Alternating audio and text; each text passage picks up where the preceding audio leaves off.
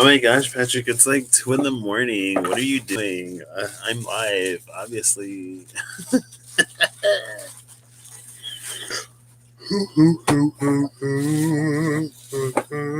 Excuse me. Oh no, moment, poor fever.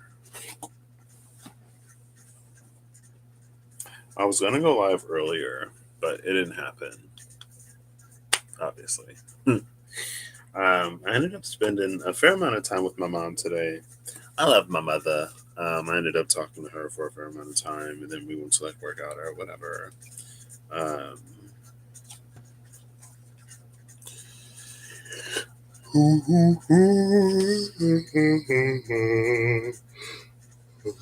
Excuse me. Hey, Holly. Good morning. Oof, I don't. I don't. I guess it's morning somewhere. How you doing? How is everything going? I'm gonna use the Prime Use Tarot, the Double Major Tarot deck, because I love this deck and I don't use it. I love so many decks that I have that I like never use.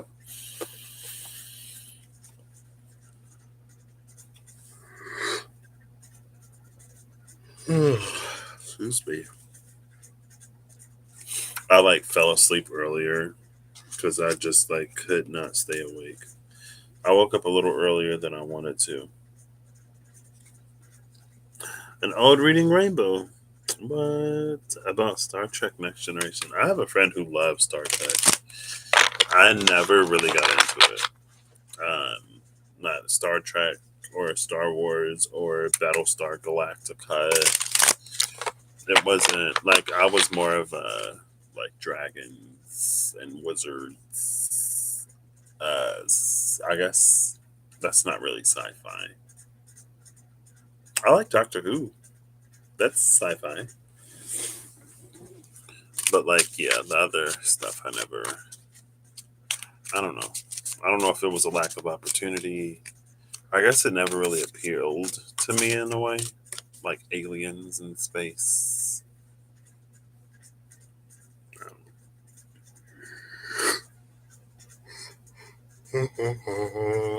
Excuse me. Oh, I'm ready for bees. I don't even know what I'm pulling for today. I got the double majors. I still want to find a deck that I can match to it. Um, I wonder if I just used it before. I had the in between tarot, but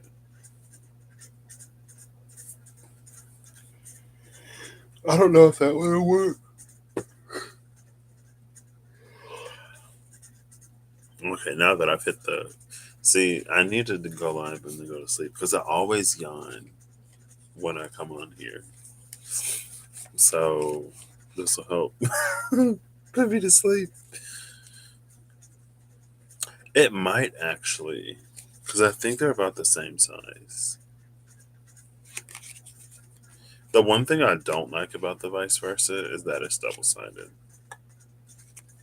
Like when I don't want to see the cards, that's why like I try not to look. And then it's like if it flips over, it's not even always easy to tell. But I do love the vice versa.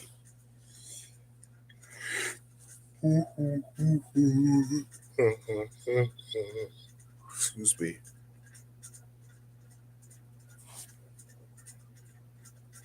I'm not using my webcam, even though I wanted to. I'm using, I'm not using my laptop webcam. You can probably tell because of the quality. But I got this light here, so, you know. I got this one LED, like my ceiling fan light went out. It was LED. I got it from Menards. It was super bright. I think that's my buddy. Is that my buddy? Why he laughing? Yeah, I know it's late because he's awake in London. which means I should have been in the bead. I should have been in the bead. Anyway, how are you? Did I ask? Yeah. Life is interesting. So I came out of my giant thorny portal. That was the Saturn return. That was the last job. That was everything.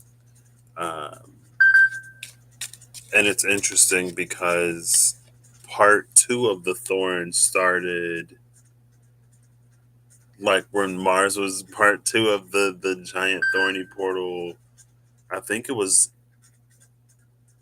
in between my second and third Saturn returns,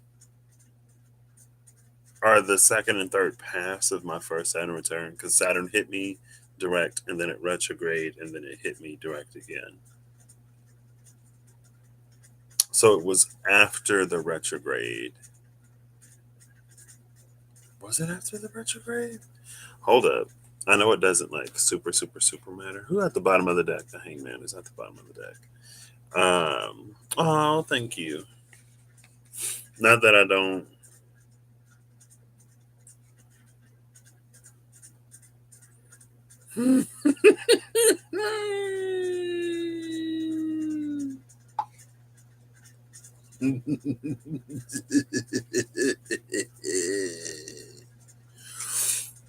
Vedic astrology is like low key kind of legit.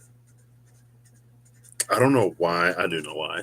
Well, the synchronicity, I guess, the synchronistic timing of me as if it's whatever. I was inspired to get into my Vedic chart a little bit and I downloaded an app. And then I was like reading through the information. I was like, "Oh my gosh, this is me. Oh my gosh, this is so me." And then in Vedic, my Mars is in Gemini. And I was watching some KRS astrology videos because he does Vedic. And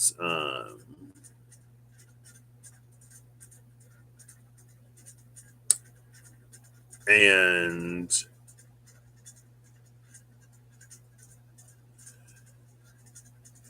I know I'm like distracting myself. I'm like loving how long my hair is getting, by the way. The hair behind my ears grows like super. It's always been like the hair that grows the quickest on my head. Where is it? Here it is. It's this one.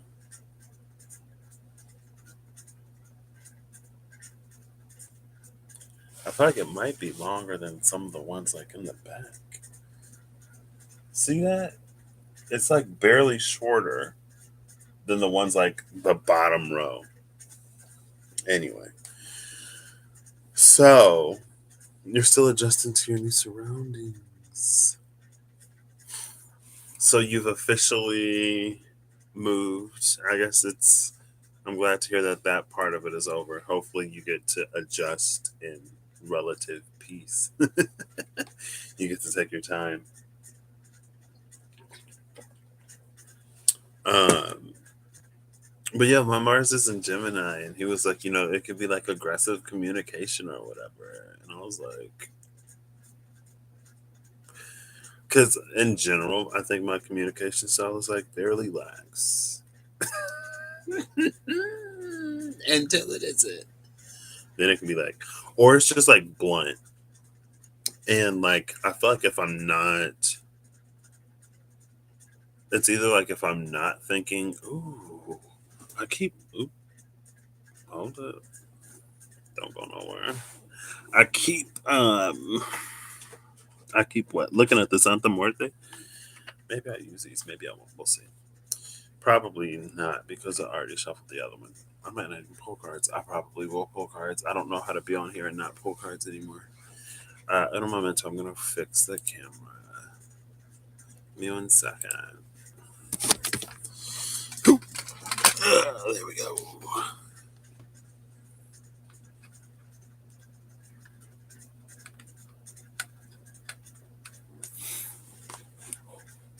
Sure. I take up more of the screen, but I'm still like off to the side. Anyway, yeah, direct. I mean, I can be aggressive. It can be, especially like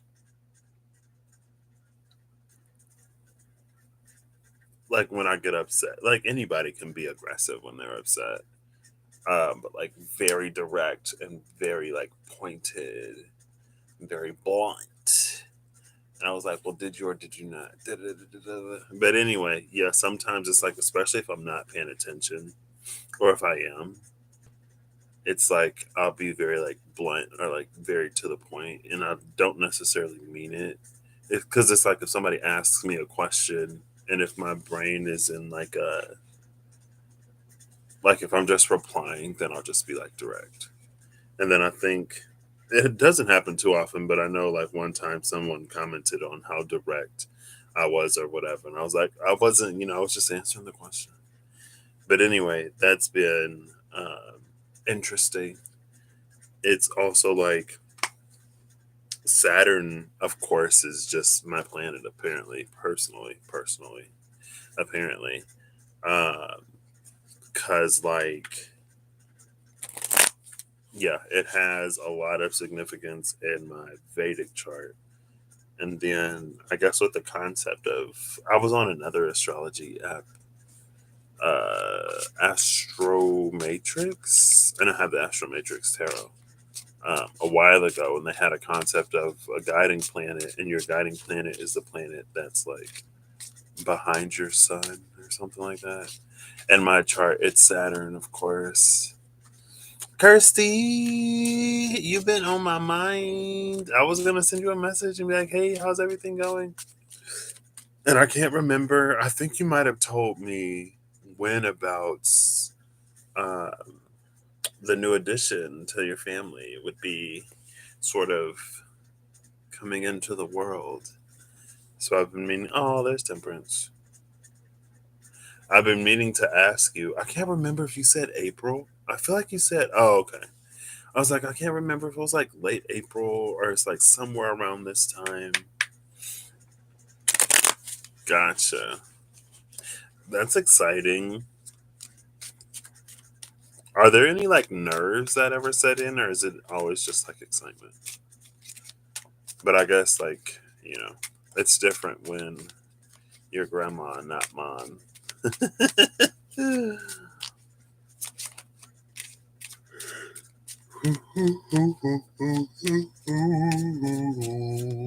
Excuse me. Who, Kirsty or me? There's a deck, Page of Swords, and the sun. Ooh, here comes the sun. Do do do. Sit on the phone and with good news. I love that. Good morning. So, I was talking about the giant thorny portal. So, there's one deck it's been since since like March of 2020, maybe February of 2020. Since like early 2020. See, look how like, and this one is braided or locked thinner, but the hair behind my ears just like grows crazy long, and I don't know why. Anyway, um, there was a deck that I wanted to make, and I was gonna. At first, I was like, "Oh, I'm just gonna get on whatever and do some bum illustrations. Like they don't have to be perfect. I just want to like do the artwork." And then I was like, "No." So I ended up creating the Diceology deck as like a substitute to like fill that deck making itch that I had. And I've actually been thinking about, because I have an illustrator friend. Um, today's a very special Aries' birthday. It's a very, very special Aries' birthday today. My journey buddy's birthday today. And so my journey buddy has children's books that she wrote. and she was telling me about it. She was like, she's very intuitive in an amazing way, where she's one of those people where she just knows. Um, and so, one second. Apparently, I can't do multiple things at once. Um,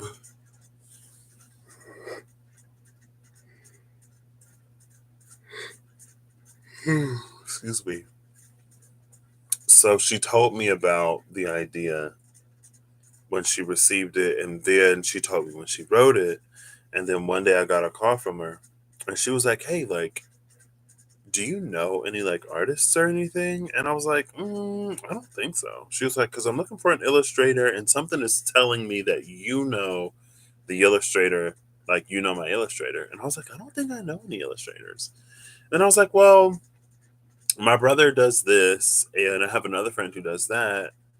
And I was like, "Oh," and there's this one person, like, I met them, love them, barely talk to them, barely, hardly ever in real life. We didn't have many opportunities like together in person, but I love them. And I was like, "Oh yeah, they do like illustrations," and they was like, "Oh my gosh, this is perfect."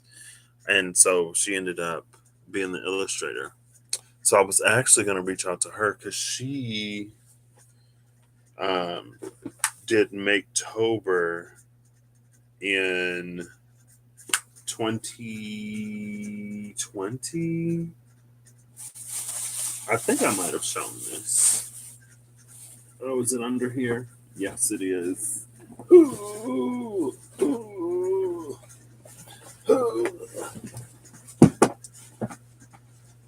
Uh, come on, I have it in my hand.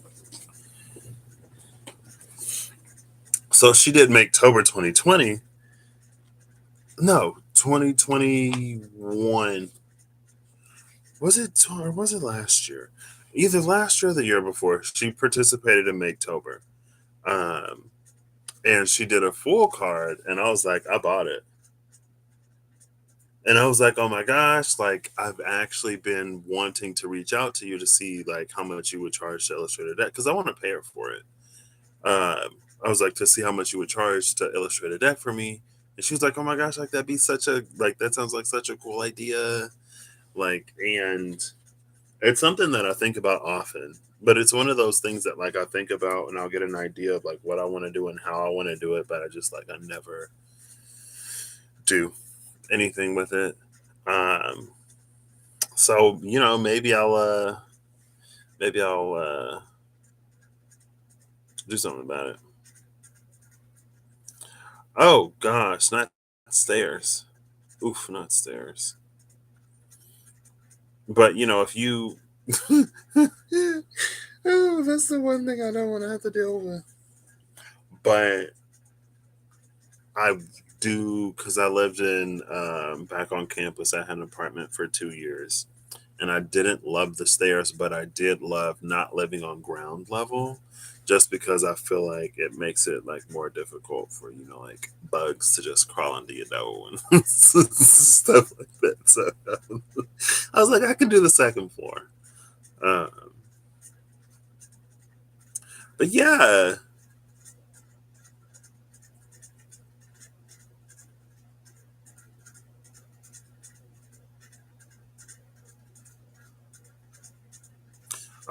I guess in her illustration, it's interesting. Usually, like, there's the little like white dog, or it'd be like a cat, but she did a crow in hers, which I love. Anyway, and I also love her hair. Like, works this. So yeah, I've been like meaning to like ask her how much she would charge and stuff. I just don't. I don't know. Excuse me. But yeah, so the giant thorny portal.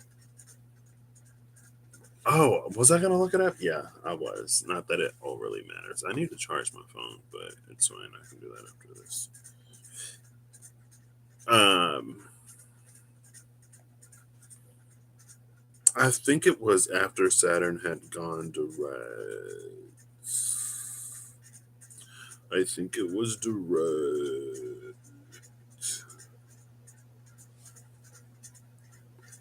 No, it was still retrograding.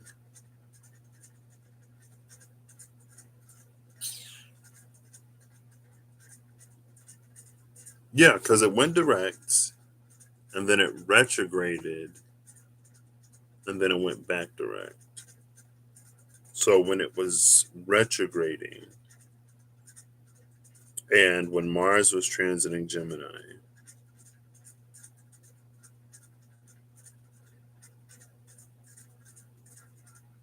oh snap, Mars was on my moon.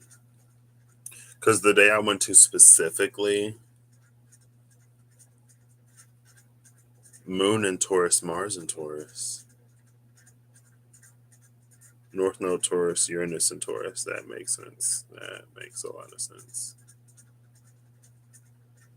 Anyway, um, I come out of the giant thorny portal, and then this year, like, so my last direct conjunction was in January. I think it was like January 6th, maybe. Um, and since then, it's been almost like a review period, I guess, where things were, and also like I had done so much, I really needed the time to like make one more trip over to the to I needed to go see Kirsty, and spend a few weeks with my buddy. Um, I needed to learn how to like, because I was so work heavy. I think I had to like really go to like not work to then like balance that out. Um, but recently, I've been like trying to find what I want to do. And there was a one company that I didn't want to work for that then I did want to work for, which would be like a good environment to learn automation because it's like in the automotive industry and, highly automated. I don't necessarily want to like, excuse me, I don't necessarily want to like end up in the automation industry, but it would have been nice to like get the experience there, right? And then one day I get on and I look at a position at a company that, like a different company. And it's interesting because that company is like one that I've not always wanted to work for, but kind of, sort of. And when I was in school, especially in my last like 2 years, I was like, oh, like over the summer, I could go home, I can get it, like, see if I can get an internship that I never applied for. But I was like, I can see if I can get an internship at this company because it would be a good experience. And like, it's also a lot more adjacent to where I actually want to end up or where I wanted at the time to actually end up. Um, and so But like when I started working, I worked somewhere else, which is like the giant thorny portal, which was the Saturn return, which was the energy of that. But it taught me so much. And like one of my favorite people from there ended up switching over to this company after we got the announcement that it would be closing down. And one of my old coworkers, she needed my help for something, and I told her, I was like, oh, I have a phone interview with this company. She was like, oh, like your girl is still there. I was like, what? Because I didn't know if she was still there or not. I'm glad to hear that she is. I would love to like, see her again. But I was like, so it's in the lab again. And I wasn't necessarily super excited to be in a lab again. Um, but instead of doing like micro, I'll be doing chemistry. And I didn't hate micro. I didn't mind it, but it was almost like once you know how to do the test methods, even if a test method is different, it's kind of the same thing. So I kind of felt like not that there wasn't more stuff that I could have learned, but it was like I was like I'm kind of over it. So I do get like I love learning, and so I'll be doing chemistry. Um, and then after my phone interview, I felt like really good about it, and um,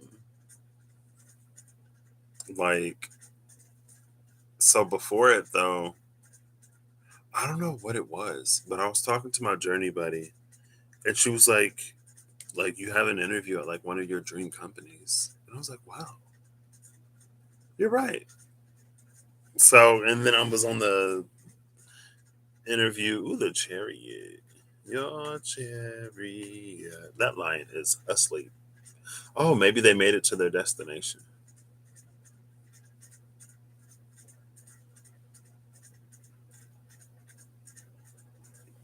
Or maybe she's like, can you wake this lion up so we can go? um,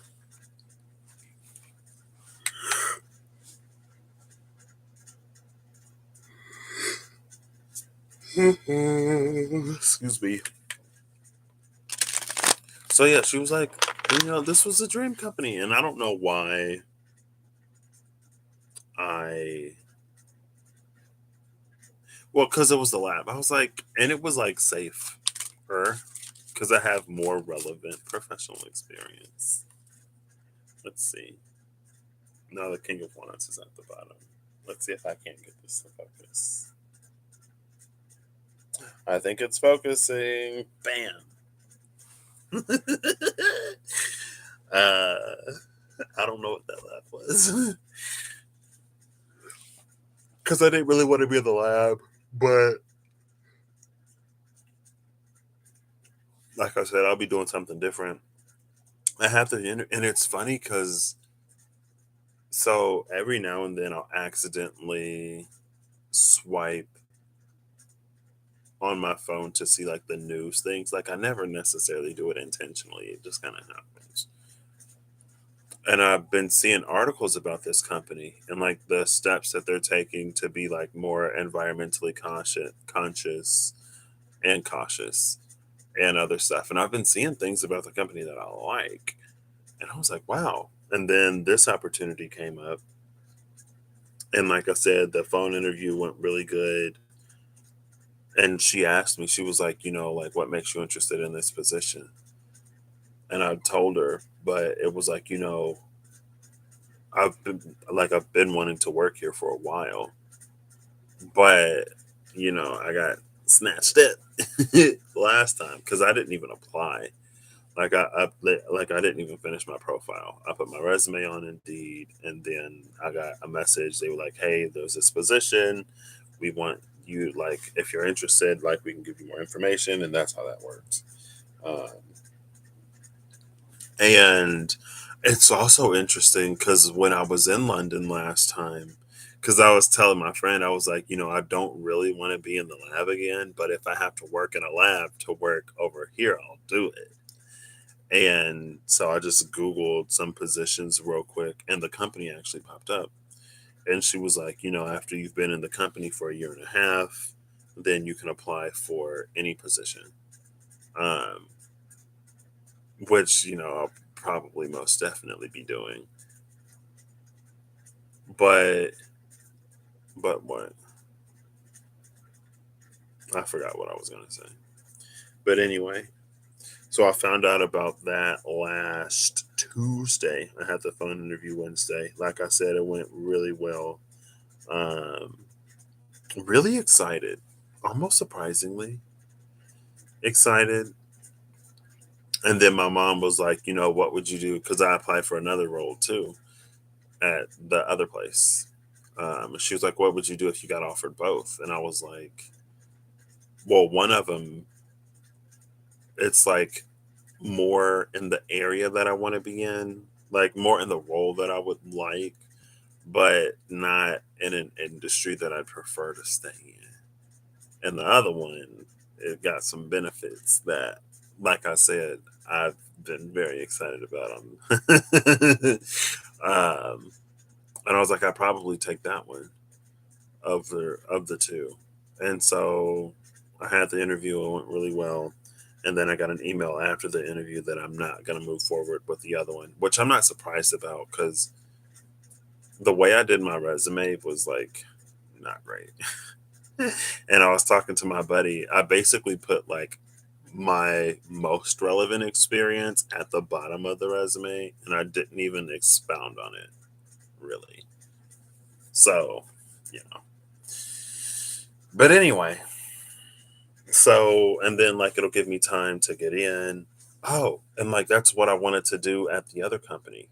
Like I went in under micro, but I wanted to like be able to expand, but I didn't have that opportunity because like the plant ended up closing, right?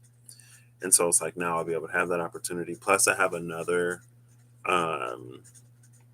another friend who just started working there somewhere else, and I googled it again earlier, and they do have positions in London. So, not gonna say that I will, not gonna say that I won't. You know, who knows? Um, but yeah, and I don't know. It's kind of wild because I don't know if there was a part of me that was actively asking myself like if that's something that I still wanted to do, or would that be like an old manifestation or whatever. Um, but it, it feels good, and I'm gonna go for it. So thank you.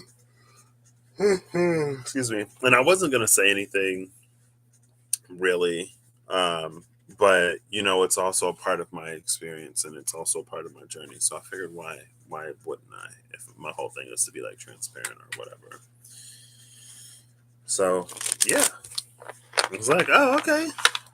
And it's something that, ooh, the Emperor. I've been seeing the Emperor a lot lately. The Emperor and the Hierophant with the High Priestess.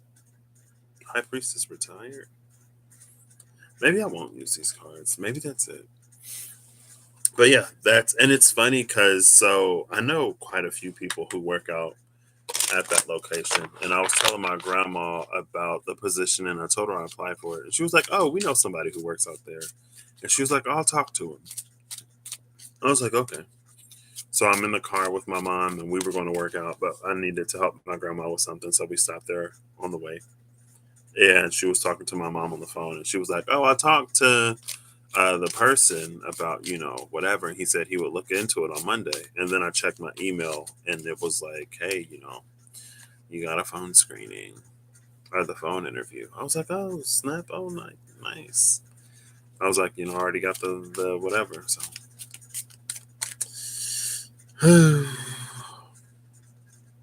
Yeah, I love my grandma as much.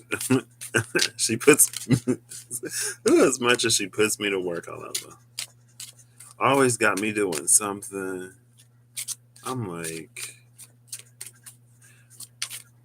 but I love her. So this Wheel of Fortune. I saw this Wheel of Fortune. So this is a card. The last time I used this deck, it came out before I started the video, and I was reading it in the book,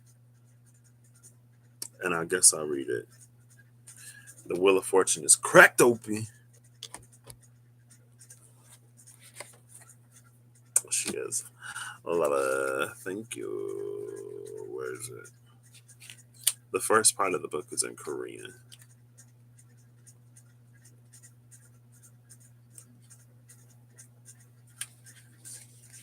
Oh, did I already put it? Oh, it's right here.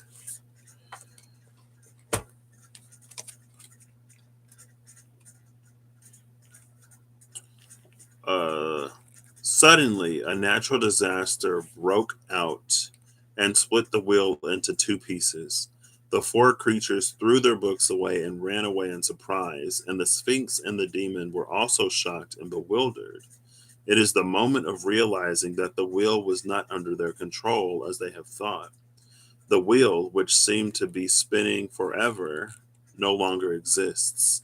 Considering the situation as the destiny, it seems that the greater power will come and restore the fate to the first or fix it like nothing happened. The disaster can be a coincidence or a sophisticated plan of the gods. So I saw that and I was like, oh, snap. So the Sphinx, it's not under their control as they have thought. The wheel, which seemed to be spinning forever, no longer exists. Considering the situation as destiny, it seems that a greater power will come and restore the fate to the first, or fix it like nothing happened. I know, right? I know, right? I was like, oh, that's why in the beginning of the video, I was like, oh, okay.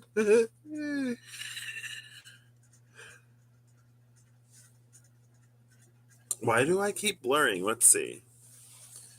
We'll see what broke the wheel. Oh, girl, no. But yeah, I'm really excited. I'm excited to be like learning something new, like I said. And I told Eve, and she was like, "Oh, maybe we'll be getting some more Sagittarius sciencey videos." I'm like, "Yeah, be prepared, Sagittarius. I'm gonna be a Sagittarius channel, or just like chemistry. So be prepared to learn the chemistry that I'm learning or using." So, all right, what has disrupted the wheel? Oh gosh, the Knight of Pentacles on the side. A few cards flipped over. The Will of the Year flipped over inside the deck. Oh, maybe that's the new will. Is it King's Kuroi? The Shadow Side and the Six of Pentacles. Bottom of the deck is the Fool. Speaking of fools.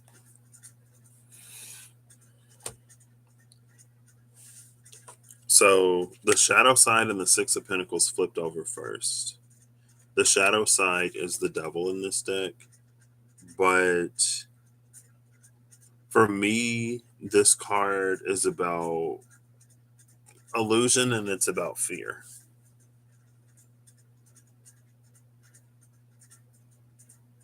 It's about illusion because with the light behind it, it feels like this shadow it's a trick of the light, like it's a hologram.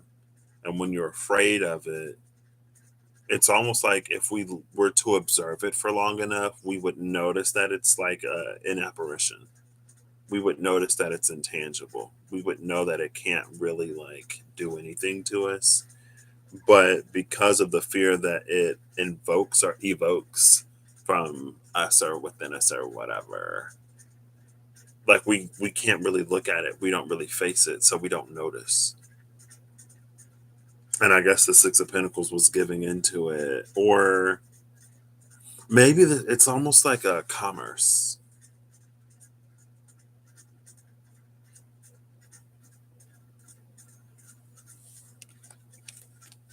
Like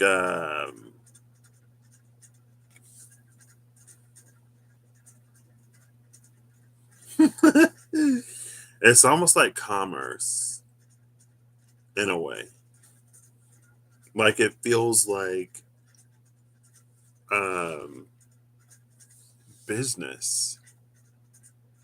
Like there's a lot of, I mean, you can sell a product with fear, and you can also sell products by overcoming fear. So it feels like, I guess it's the Sphinx and the demon. The Sphinx and the demon. And that's interesting because I guess the demon was the last Archeo that came out under the guise of a dragon. But it wait. Um, but it's almost like there are energies that play on both sides where it's almost like if you look at it, there isn't any real winner or victor, or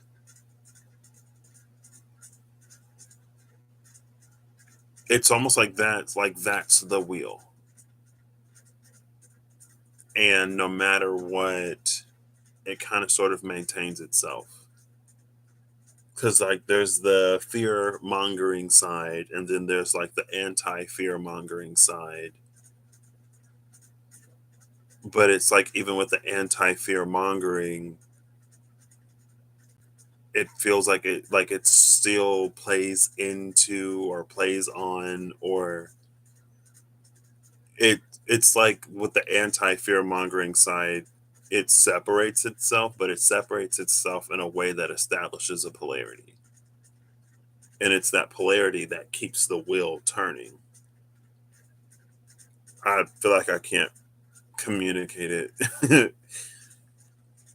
But then we have the wheel of the year, and in this we see the four seasons. We see a wheel made of silver and gold, and we see the elements like the aces. So instead of the books of the four creatures, like we see in this one,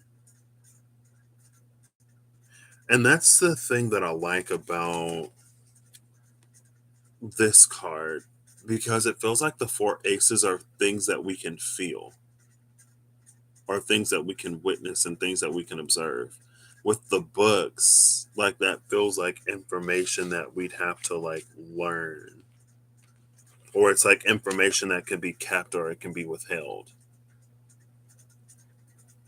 Or maybe it's just the difference of like us feeling like we have to know something rather than us trusting our intuition, our instincts, our desires, and everything else.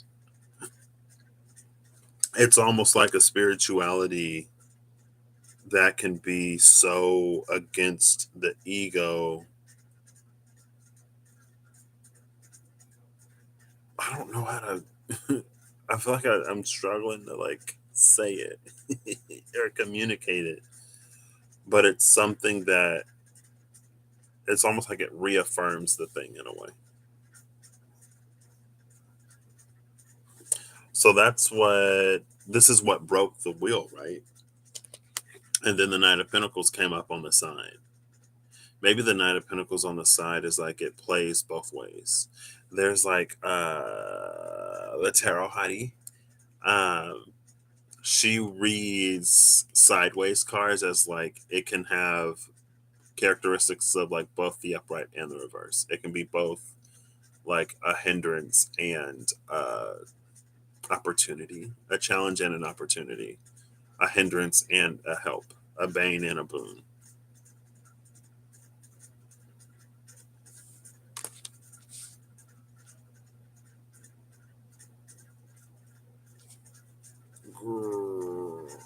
You know what? I am going to use the Santa Muerte because then I can clarify the clarifiers. What restores it?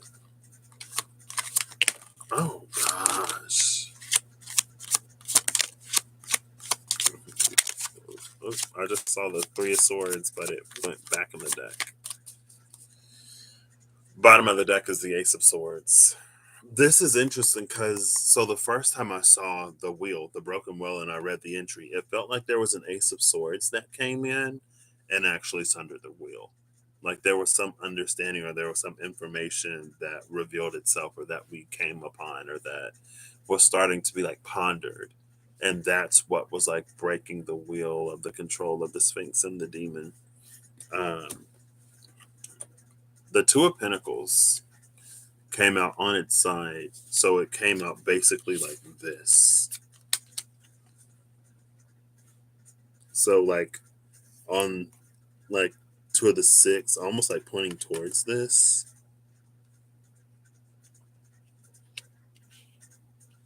which is oh, and then the tower fell out in reverse on top of both of these wheels.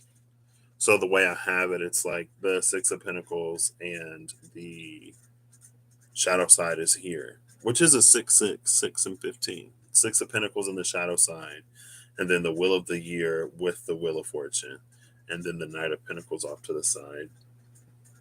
And so, like, the Wheel of Fortune and the Wheel of the Year are sitting on top of each other, and on top of those two, the Tower came out in reverse. Because the Tower, we'll have to clarify that too. I don't know. But with this Two of Pentacles, it feels like it's also maybe that plays into that whole like there are things that we do sometimes that reinforce the thing rather than really like take us out of that and put us in a different whatever.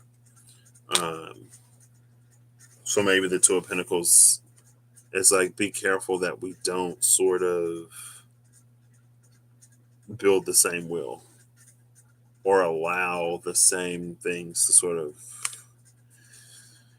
coming to be. Knight of Pentacles on the side is stubborn man with a hobby horse. I don't know why a hobby horse makes me. It tickles me. Um,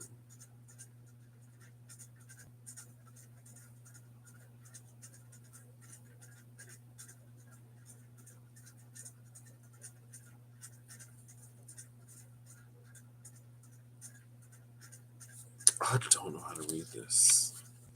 I feel like I'm encountering that. I feel like I always encounter that though. Honestly, I'll be pulling out cards and I'll be like, "What is this?" I regret going live. I regret maybe not going live. I regret pulling these cards because what is this?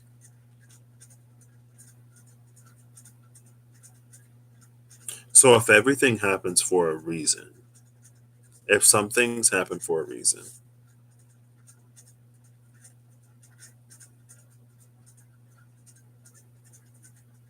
this is. I feel like it can also be an energy. It's almost like when there's a not great leader of a country and there's some kind of uprising or some kind of rebellion to oust that leader, but then you put somebody else in power who essentially does the same thing. Or it makes me think of this one show where it's like there was a rebellion that happened and someone went and fought the rebellion, but it was like there was no governing body, there was no plan in place, there was nothing that there was no order. There wasn't like a new order to take the place of the one that was previous that had just been dissolved, and so it was like lawless chaos, and then the people who ended up rising to the top ended up being worse than the people who they just got rid of, and so they were worse off for having rebelled. But it's like because there's no consideration beyond. And so maybe this Knight of Pentacles on its side, it's like it's so focused on the material. It's almost like it's so what nose to the grindstone or whatever. It's so like looking at the ground that it like it gets good at surviving in those systems, but it's like it never considers anything outside of it.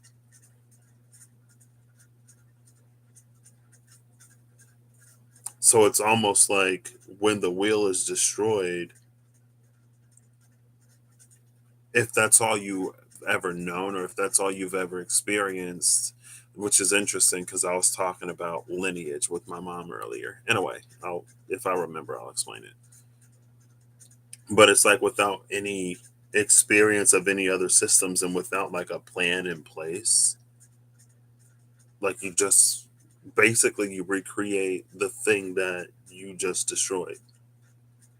And so when I was talking about lineage with my mom, it was like You know how you'll have someone who has a certain shortcoming, um, and throughout their life they never really figure it out, and then they have kids, and because of something that they lack, it's like something that they don't give to their kids, and then it's like this cycle that repeats because it's never put into the child when they come to have kids, they never put it into their child, and it's this thing that never gets picked up.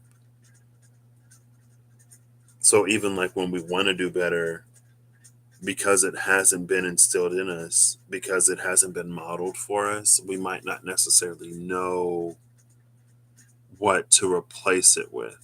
I was watching something about gentle parenting earlier, and it was on Twitter, and it was like, instead of, especially with children, instead of like telling them the behaviors that they shouldn't do, you should be like, tell them or ask them or instruct them to do like the behavior that you want them to do.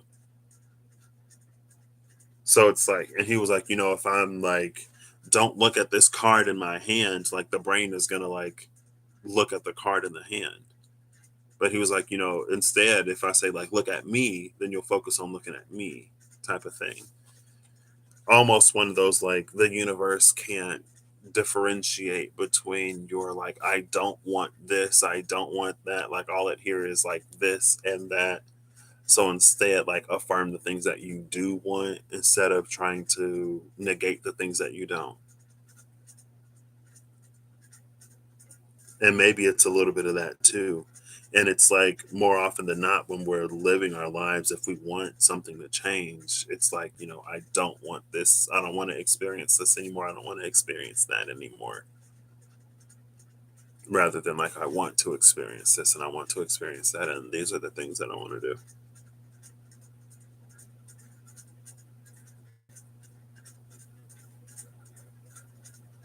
And so it is, it's almost, I want to say it's almost really clever, but it isn't.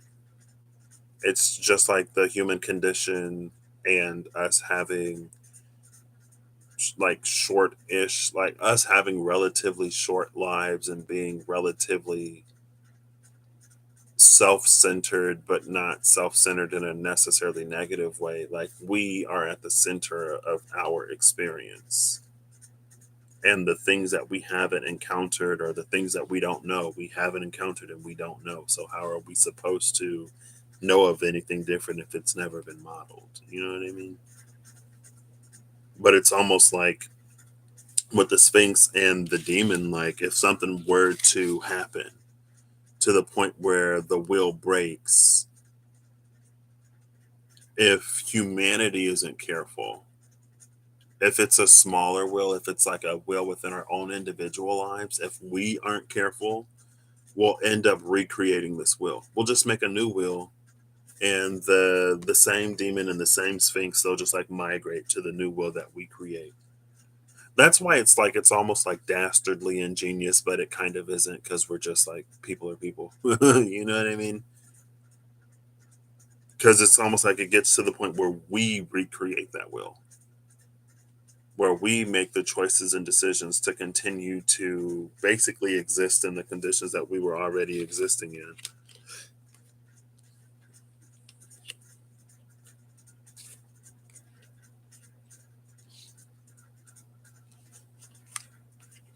That tower in reverse is still,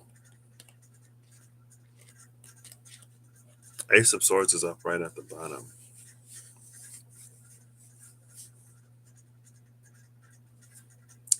I'm gonna use this out the Marte. We're gonna clarify some things. I love that. As soon as I open the deck, I see this Queen of Pentacles. And I love her because she's like climbing this ladder almost from like this old wheel, old world, climbing up the ladder to the new world. Because that's what these opportunities afford us. And again, like even in our personal lives, when a wheel of fortune shatters or when we reach a certain ending, like it affords us the opportunity to go in a completely new direction to get the thing that we want to do, whatever. But it's like, well, how do I do that? How does one go about whatever? The things I want to clarify, I want to see why this tower is in reverse. And I would love more information on judgment at the bottom of the deck on this Knight of Pentacles. So let's do the Knight of Pentacles. No, let's do the tower in reverse first. Oh, honestly, this feels like a gravitational orbit. Because it's like with this one, they're knocked off of the wheel, but with this tower in reverse. So in this deck in particular, I guess, yeah. Because of gravity, like upright, gravity would pull these to the ground and out of the tower. But in reverse, it's like gravity is almost pulling them back into the tower. So it's almost like the wheel has this gravitational orbit that the Sphinx and the demon don't necessarily escape. And so it's like they're just like floating around. That's why like this is upright, it knocks them off, but with this in reverse, it keeps them close. And so it's like this it's electromagnetic. It's like if they get too far, then they're attracted, but if they get too close, they're repelled. So like there's this field that they just occupy, almost like electrons.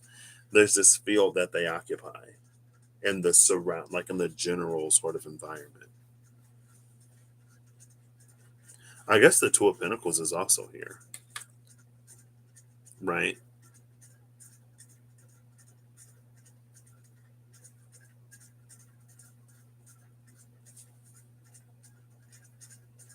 And how they're connected or whatever. Anyway, let's clarify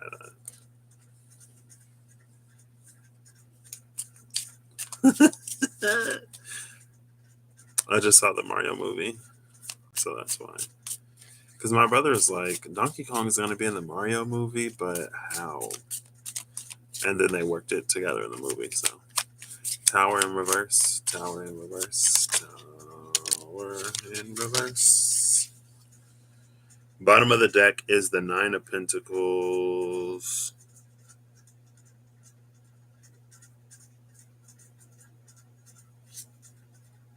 Seven of Wands. There's this like emerging. Two cards came out. It's the Seven of Swords and the Nine of Swords.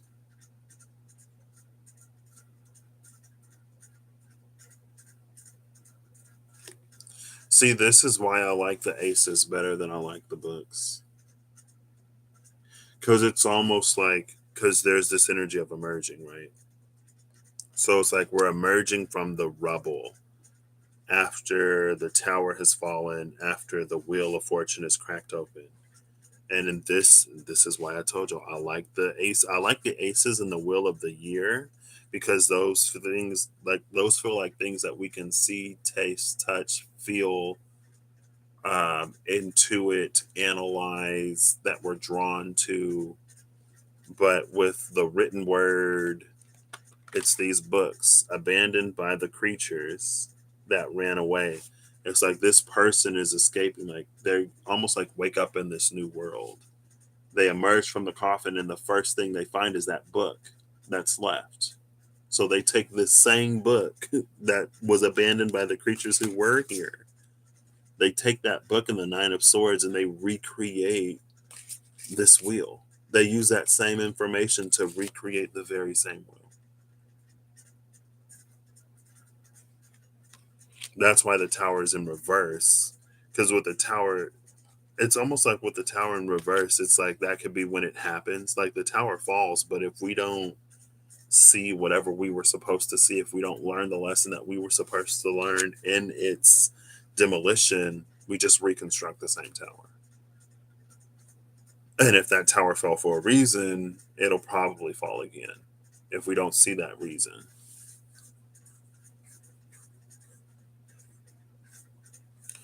The bottom of the deck under after this emergence, it's like the Seven of Wands. So instead of the Seven of Swords, instead of the Seven of Swords, Nine of Swords, it's the Nine of Pentacles, Seven of Wands. And then the Two of Pentacles is behind that. Oop, there's our Two of Pentacles again. This is the Two of Cups, Two of Pentacles, and they make a butterfly together.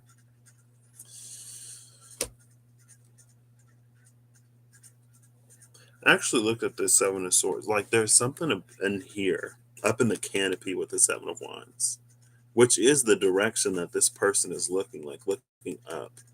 And there was the Queen of Pentacles when I opened the box, who was like climbing up the ladder. So I am going to move these a little bit to illustrate. The emphasis was on the emergence, because this is where, like in this Seven of Wands cards, it's like all of this, whatever is up here. The person in this emergence is looking up. And this emergence, the person finds this book and they're taking in all of the information from the book. They're learning or doing whatever. And maybe because it is like the natural world, or there's something more organic about this than like reading a book that somebody else wrote. Again, it feels more like these aces, like the Ace of Swords, Ace of Wands, Ace of Cups, Ace of Pentacles, where we go out and like we discover on our own, like what feels good and what we want more of.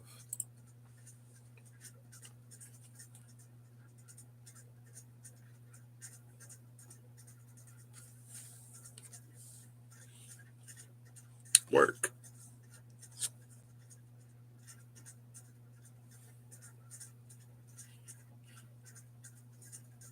It almost makes me think of like the flood, Noah's Ark. It makes me think of like Sodom and Gomorrah, like when the like in when there was like biblical scales of destruction for a reason.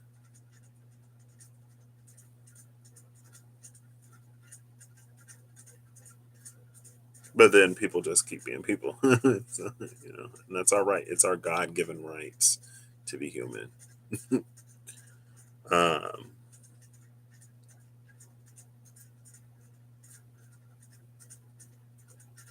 so it's our own. Oh gosh, the Eight of Swords is behind this Ace of Swords.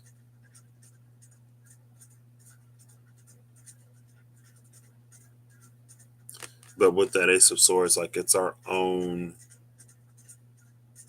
knowing or our own um,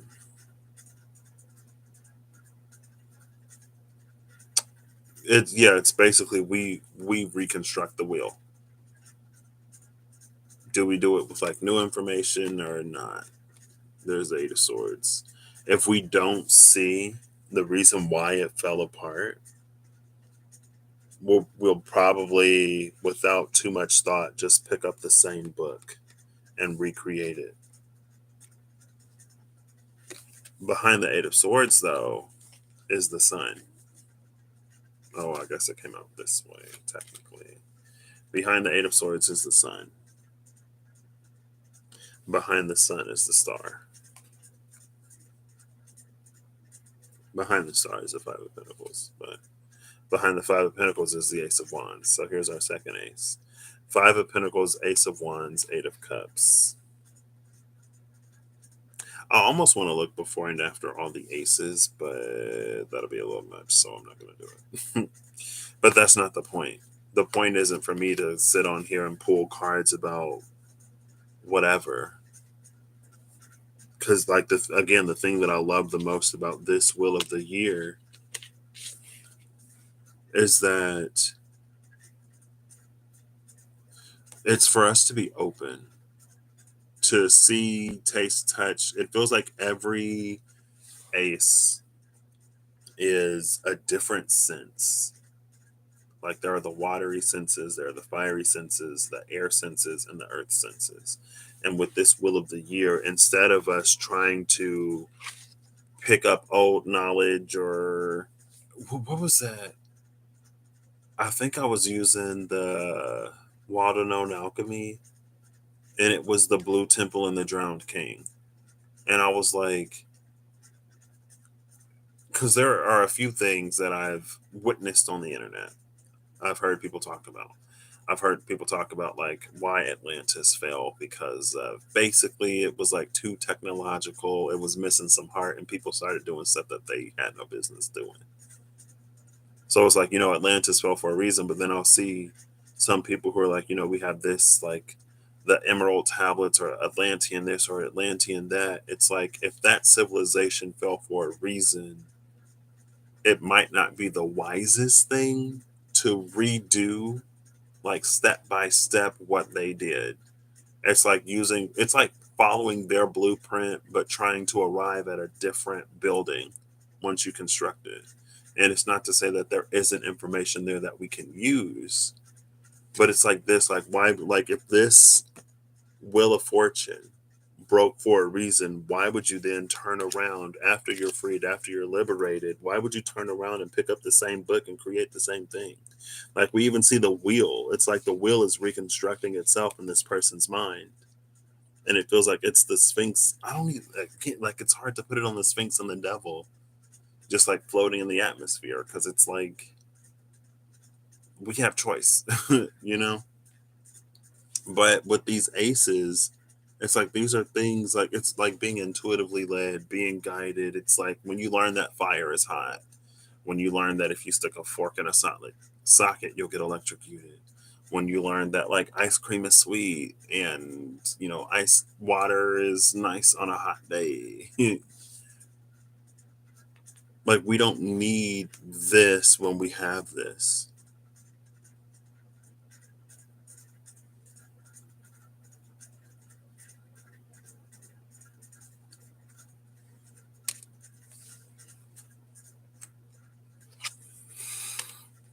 But what do I know?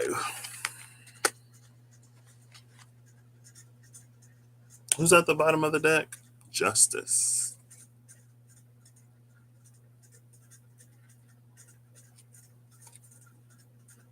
And then death is behind justice. This is one of the most passive, almost indifferent justice cards ever. It's like, yeah, it fell for a reason. It's almost like if we say we want a new start and we get a new start, like that was justice. And then depending on what we do with that new start, like that will all, like that's where the power of free will and that's where the power of choice comes in. Like divine intervention was getting that will to sort of like stop and slow to the point that maybe it broke under pressure, that it couldn't, like it's almost like if there are gears and when you stop it there's a lot of like pressure built up and tension built up within the system, and so like then the clock starts falling apart and springs are popping out and gears go shot across the room or whatever. But like when we rebuild things or as we move forward, that's on us. Justice was to get it to fall apart. That was the answer to whatever we were seeking. And it's the Ace of Swords. So, it's not, that's, I know for a lot of people, I've heard that the Ace of Swords is like clarity, or it can be clarity. But for me, it's like the Ace of Swords can be also be like brand new information that you might not even necessarily like. If we were to go back in time, I was going to say if we go into the future, but it like if we were to go back 100 years and try to describe to somebody how like a cell phone works, it doesn't matter how much information you take. It doesn't matter how much you know. It's like there's so much about where technology was at that point and where understanding was at that point that it's not that it doesn't matter, but it's almost like, you know what I mean? And I feel like the Ace of Swords can be the same way. Not always, but it can be.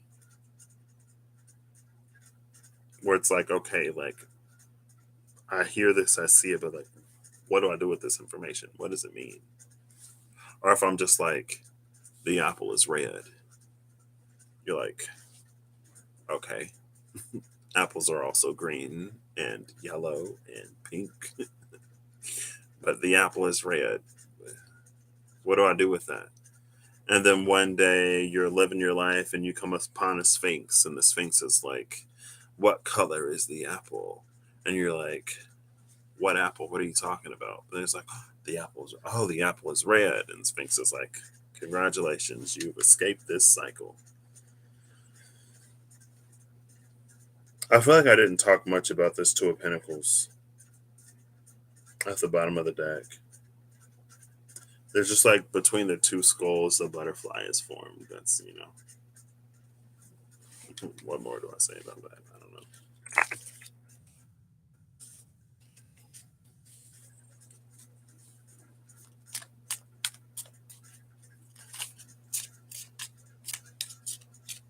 But I guess like that was the thing, right? And like there were quite a few people who were saying it. It's like, when everything was like locking down and shutting down, and people like, we want to get back to normal. We want to get back to normal. And, it was like, well, normal like wasn't that great. Like there were things in our old normal that could be vastly improved upon. And now that everything has stopped, we have probably the only opportunity that we'll ever have to make large sweeping changes to make things better overall. But if we just go right back to, like, if we're so quick to get back to normal, or if we're so quick to not take advantage of the opportunity that we're given because of this or because of that or because of whatever, it's like, and the thing with this Wheel of Fortune that I love is like, it doesn't matter what the demon has planning. It doesn't matter what riddles the Sphinx are trying to whatever. This is a divine moment for us to decide, now that this wheel is stopped, now that this wheel is broken, what are we going to do moving forward? It doesn't matter what anybody else intended. This is a divine opportunity given to you. What are you going to do with it? You know what I mean? Do we just, I don't know.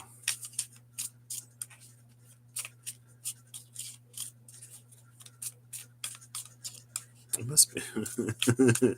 Being human is hard. Yeah, it ain't for the faint of heart, especially not on Earth.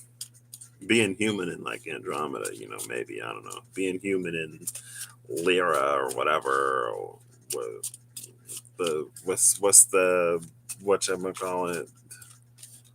That might not be easy there either. I don't know what the atmosphere is like, but still. But I feel like that's one of the things that a health. That's one of the things that's so precious about a healthy ego too, because a healthy ego feels like it really plays on that Ace of Wands energy. That's when our passions and our desires can like fuel us, can move us in a direction towards the things that we want instead of the things that like we don't want.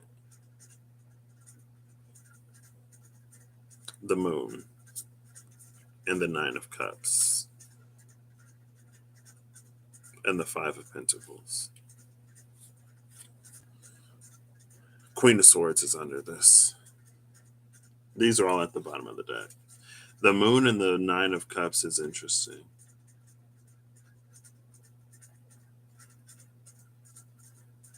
Like it feels like this is us moving forward towards wish fulfillment.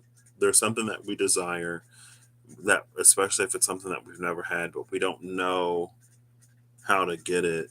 The Five of Cups is like, or this Five of Pentacles is this danger of us going back to the past and trying to like pick things from the past that most accurately reflect what it is that we desire. So we kind of sort of end up steering the ship backwards instead of continuing forward to where those desires will actually be met. And that was one of the things about like, see, I ain't trying to get too triggery. Um, but that was one of the things that, like, if you get a love reading, ooh, the Ten of Pentacles is at the top of the deck, though. Nine of Cups, Ten of Pentacles. You got to get past the moon. Keep moving forward. Uh, about like some like love readings or some love stories or whatever. It's like sometimes instead of us like looking forward, we kind of sort of like project back. So like people that we already know or people that we've already encountered, or it can be like, or if it's abundance, like if it's a money reading or whatever, we might consider ideas that we've already had or whatever. So we end up trying to find the thing to go back to under the assumption that we've already whatever. And that's not always the case. Sometimes it is, of course, but not always. It don't always work like that. And it's not to say that there aren't some like good things in the past, because some of those goals were green, but if it's anything from the past that's meant to last, that'll meet us in our future or in the present moment. And then, when it, because we're about to end Mercury retrograde in Taurus, you know. And I was like, ooh, Mercury retrograde in Taurus, as I'm like getting communication about a job that used to be like my dream job, or about a company that I used to really want to work for. Like, oh, that's interesting. Okay. So maybe it could be old opportunities because Taurus is, financial security and whatever, comfort.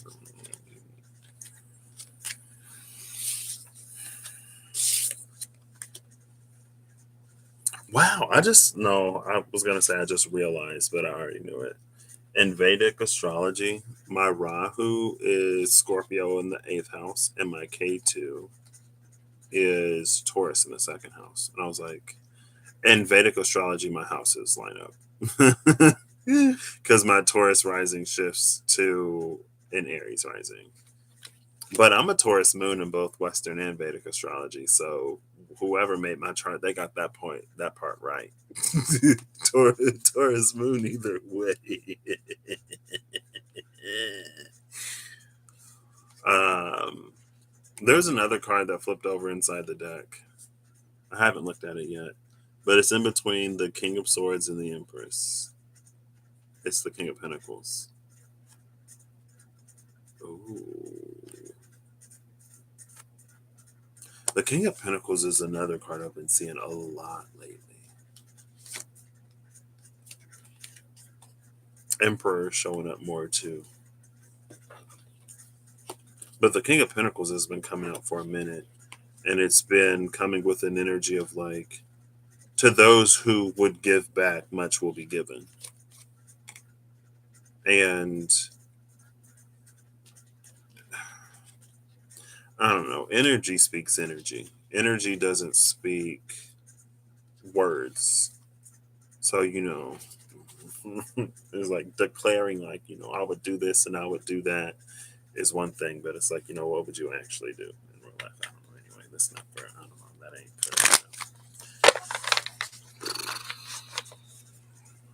for an hour 18. I also want to, like, I don't know, before I'm so ready to get back to work.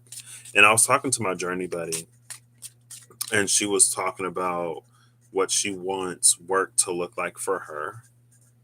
I can't remember if I talked about this over here or not. I don't think I did. But she was talking about what work looks like to her and what she wants for work. And then she was like, I'm curious how you feel.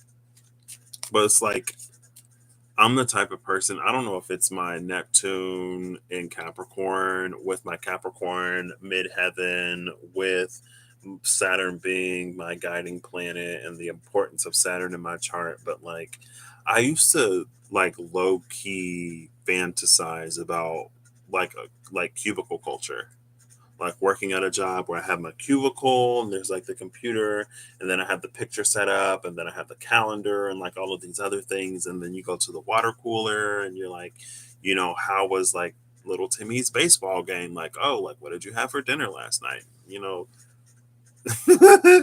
Like I love school supplies and stuff like that. I like math. I like science. Like the boring stuff like that, I actually find enjoyment of in.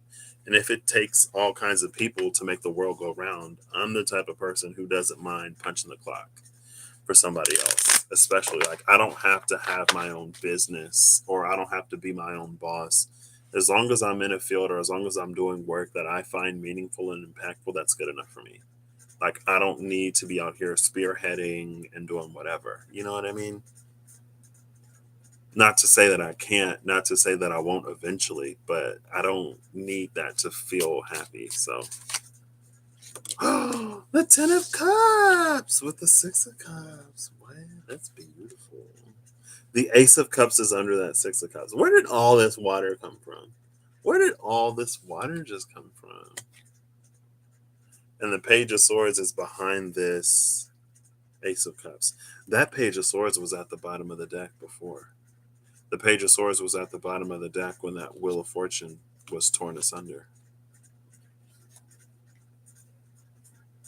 I think that also plays into that Knight of Pentacles. And the world is behind the Page of Swords with the Queen of Pentacles. Um, but yeah. But anyway, before I want to go back to work, I want to do something. My mom was like, she was like, you already spent almost a month in London. Like, what else do you want to do? And it is like low key kind of funny because I was gonna book from March 26th to like April 16th. Let me see. I think those were the dates. I was gonna book another trip because I was like, it's low key, like still I can afford it. I was gonna say affordable. I don't know about all date, but low key, I was like, I can afford it. Let's see. I want to see what the dates were. And there was a part of me that kind of like knew that I would be running away or whatever if I did that. So I didn't end up booking it, but I kind of wish I did, low key. I probably ain't gonna go back now. And they're still like, oh yeah, like you can start in 2 weeks or 3 weeks or whatever. Then I'm like, yeah, I'll go back.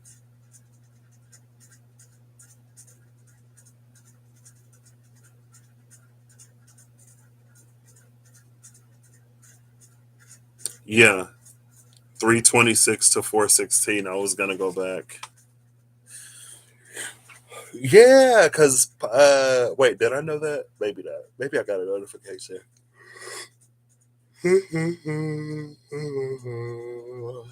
TPS reports? What's a TPS report? Maybe I love it. I don't know. But yeah, I'm like boring stuff like that. Stuff like people who be like, oh, I hate an office job. I would love it. I feel like I haven't. Most of my jobs I've actually enjoyed. And I'm not like, I don't hate small talk. I don't think so. I don't think I hate small talk. It can be like awkward with people that I don't really know, of course. But no, I don't hate small talk. I also have a deep appreciation for, like in depth conversations or whatever, but I don't hate small talk. I could do both. But yeah, I'm really excited. And it's like, there are also things that, ways in which the world is turning and ways in which things are moving and like there's going to be a transitionary phase and a transitionary period, and I feel like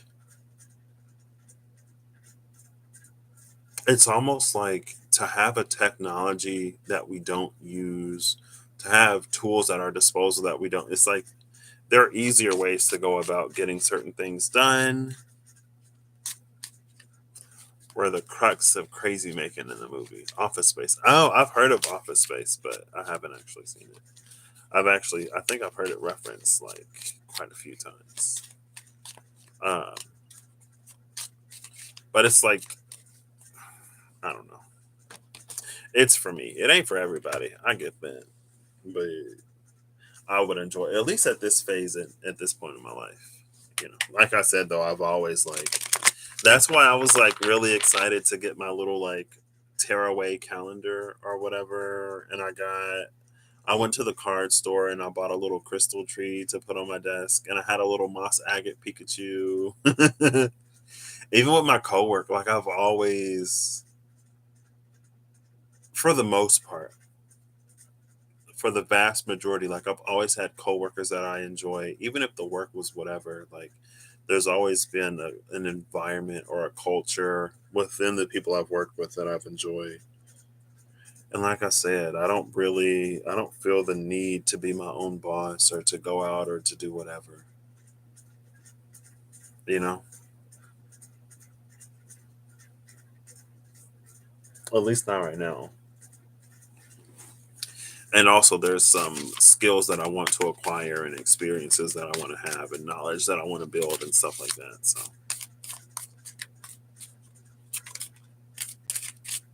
I don't know.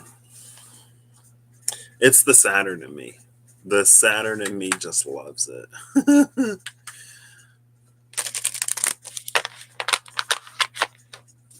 So I'll get a final one of these. I'll see if it turns into a thing or if I'll just like pull a card.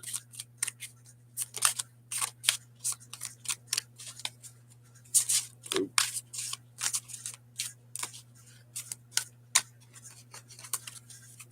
oop, two cards. Bottom of the deck is the King of Wands. I have to read this one.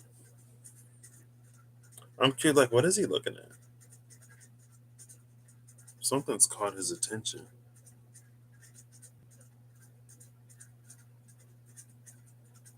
Oh, he's broken ground, and the Hanged Man is under the King of Wands. But it's the Hanged Man, like, off of the tree. What's interesting about this Hanged Man, it's one of those, like, when you're in a moment of stillness or when you're in meditation or when you're in tune with spirit and you get this like big aha whatever, but then as soon as you like get off the tree you kind of like lose it. You're like what was that thing, like where is it, like what was I about to do? It's like it's trying to recall, or maybe it's the like bringing the ethereal spiritual into the physical material. It's like how you can get the information, but then when it comes to actually applying it or putting it into use, there's that bit of questioning. But with this King of Wands, it's like his staff has broken the ground. You see that? I think that's what he's looking at. So I don't know if there's something under the ground, like if it's like a, do moles like burrow tunnel? Like a mole, whatever, or like for whatever animals burrow under the ground. If like there's a, if they've excavated or moved the earth under it, and so it makes it less solid. But it almost feels like he's like tapping for something, like looking for something. And it was a while ago now. I think it was with the raw runes.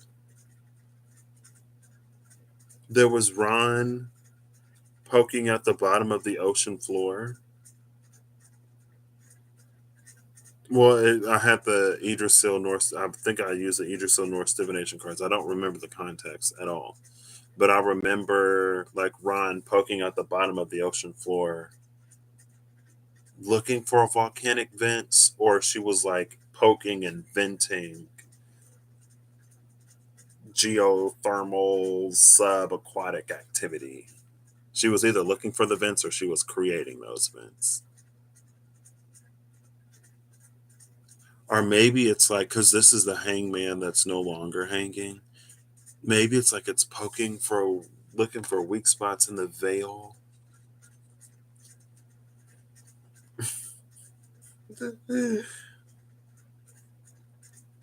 Basically, trying to find where that spiritual epiphany, where and how it's like relevant.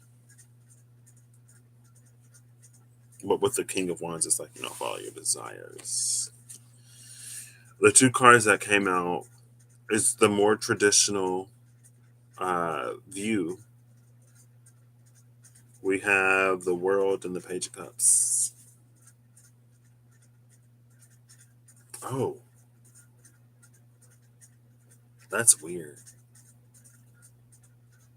It almost felt like Arethusa Palm, but a little different. I think I kind of noticed it earlier too. I don't know what that is. When I went to Q with Kirsty, we were looking for the Temple of Arethusa, I think. And there was this one part that we walked to, and like my hand and my arm started to do this like weird tingly thing. And when I walked away from it, it would stop. And when we got closer, it would do it again. And it's kind of doing it a little bit. Um, the World and the Page of Cups. Oh, it is. What does that mean? I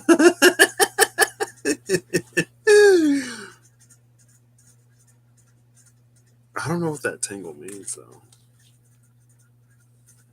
I feel it. Oh, it's so weird.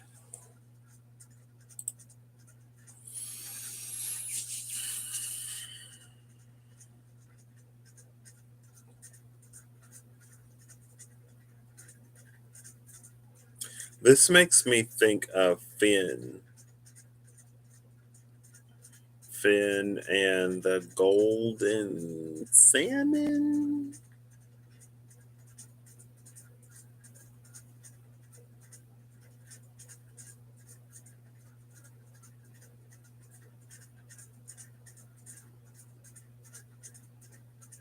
I'm like, it's time for me to go to bed. That's what it is. It's time for me to go to sleep.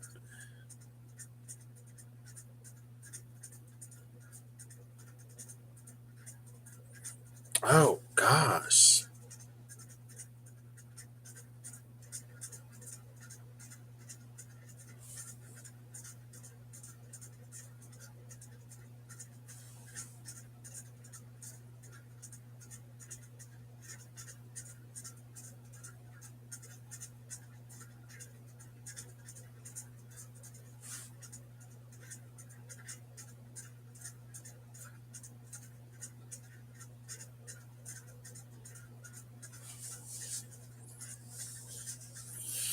Um,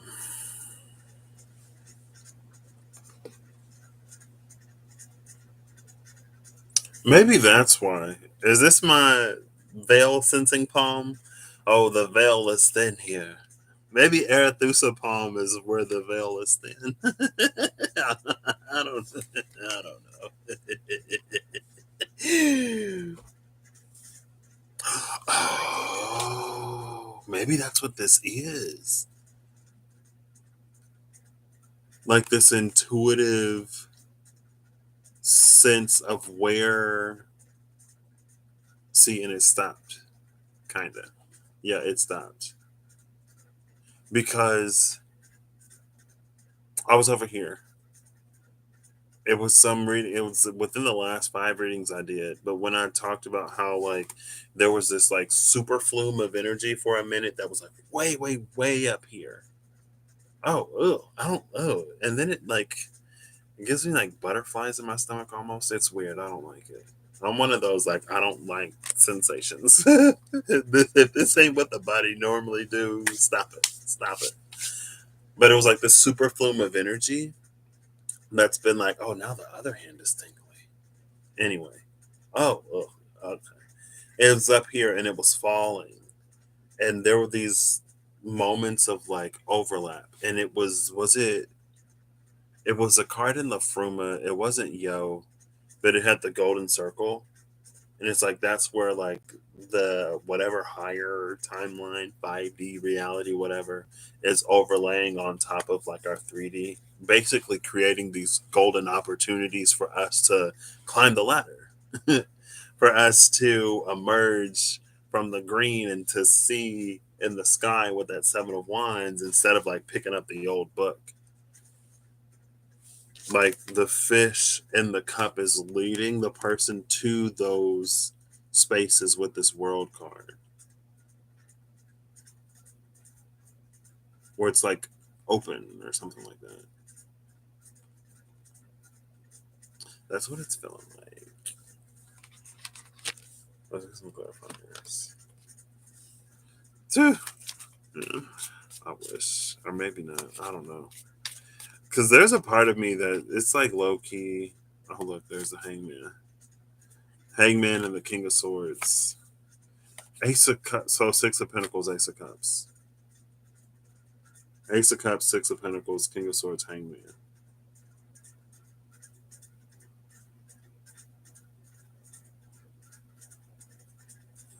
And it's funny because like we see it's almost like this though. I've had to do this to illustrate. This is the second time now. The King of Swords is going to set the Hangman free. That's why at the bottom of the deck he's not. What happened to the Hangman? There he is. That's why he's not hanging anymore. It's interesting. It's the masculine kings, the kings of masculine energy. Masculine energy being the fire and the water. Because it's like King of Wands with the Hangman, but then the King of Swords with the Hangman.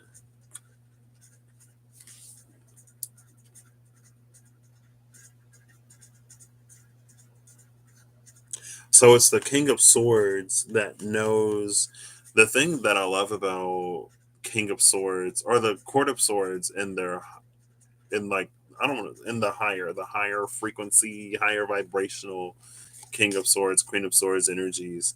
They're very logical, but they don't dismiss the intuitive.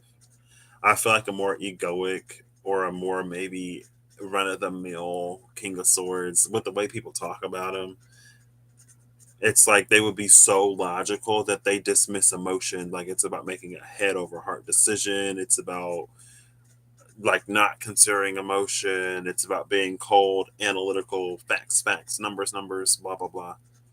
But the king and the queen of swords, they know when they don't know something, and they're not so egotistical or they're not so whatever about their knowledge that they will dismiss the things that they don't know, or that they'll dismiss things that can't be explained just because it can't be explained. Like king and queen of swords, like in their, to me, for me as a reader, in their truth, they know when they don't know, and they know how to like get the person who does know.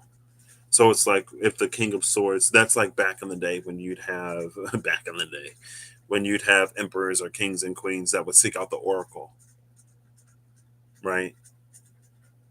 When they would go in search of the prophecy, they would go in search of one who can commune with the divine, with the intangible. And so it's like the King of Swords knowing that he doesn't know, because there's something that this Ace of Cups is like trying to bring to the forefront.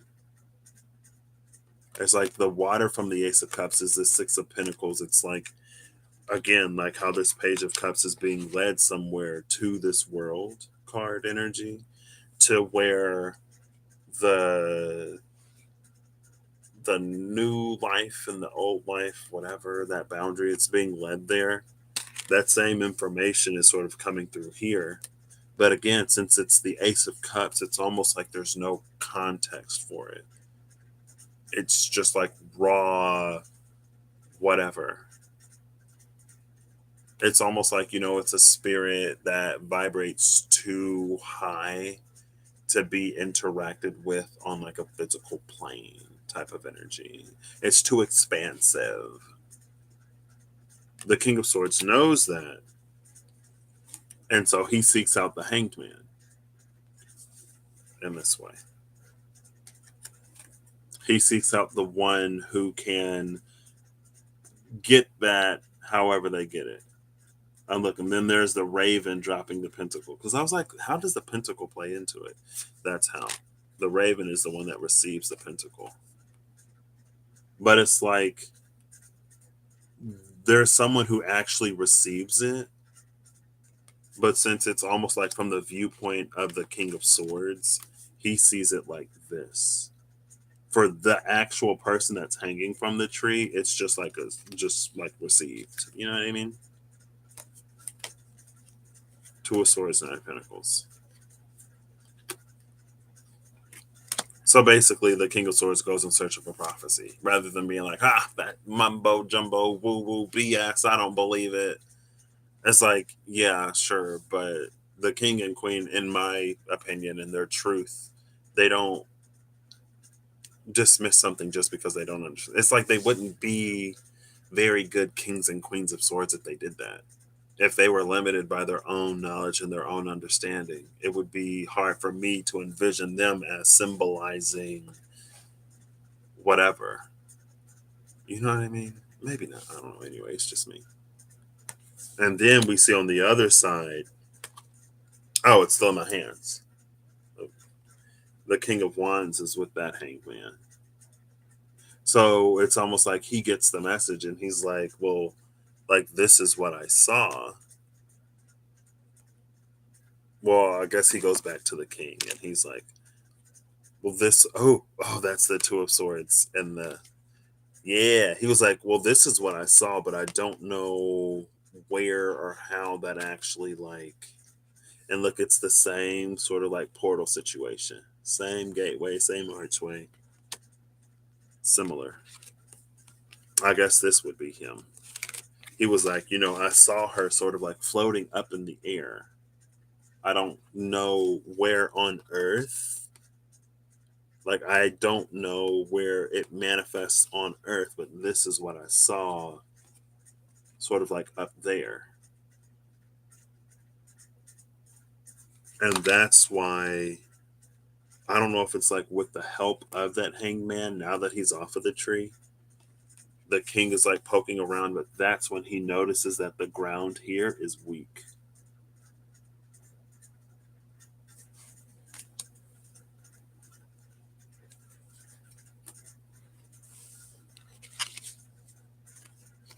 I'm like, oh, okay. So this is where we're gonna dig. Get digging. Type of energy. You know what I mean? That making sense? I can't believe I'm gonna be on here for 2 hours. I mean, I say that every time. I'm on here for 2+ hours every time, and every time, yet still I'm surprised. Um, excuse me. Okay. Ooh.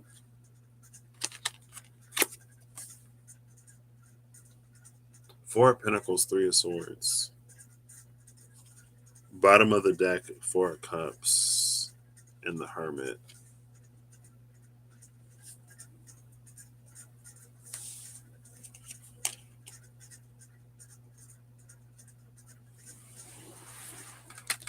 Oops. What's interesting about these two is that, hold it.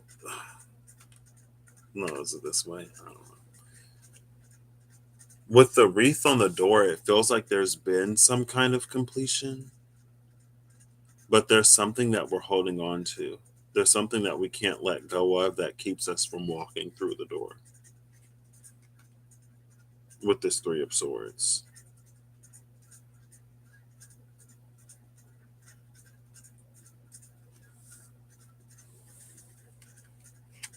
Something that we can't receive with that Four of Cups.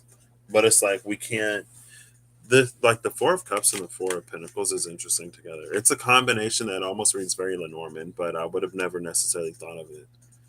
Because, like, and especially in a more traditional Four of Cups, it's like there's something that we can't receive because there's something that we can't release. Something that we're holding on to keeps us from being able to receive the thing that's being offered to us with the Ace of Cups. And it's like if we can't receive a cup, it would make sense that the Three of Swords is the energy behind why we can't receive a cup. It's one of those. If you don't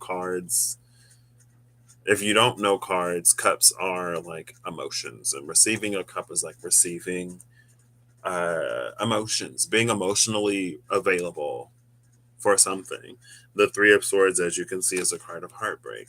And so if we're holding on to heartbreak, then it's like it's a no brainer that we might not be emotionally available for something if we're still holding on to a pain. You know what I mean?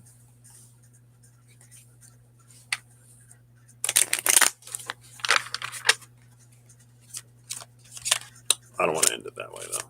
Oh gosh, who are you? Page of Cups. You're going back on the deck, just making all kinds of noise. Page of Pentacles and the Lovers. See, this is the one that's like open and receptive. And then the Strength is at the bottom of the deck.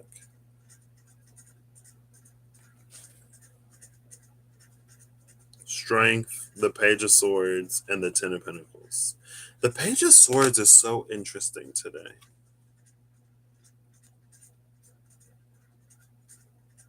Ten of Pentacles, that's the everything. It's like family and financial, right? Um,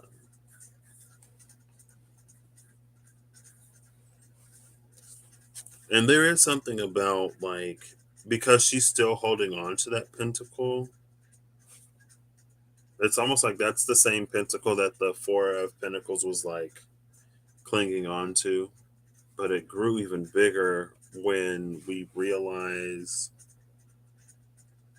once we're ready to move past the heartache and once we like heal from it to the point where we can look at it, then there's much that it can teach us and ways of like us recognizing our own patterns and us recognizing maybe some of the patterns of others that we've encountered or situations, some familiarity that we would seek in certain situations.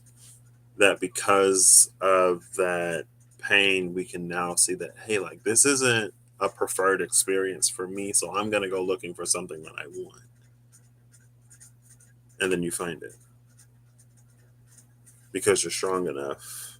I don't want to say strong enough as um, if you can't, you're weak.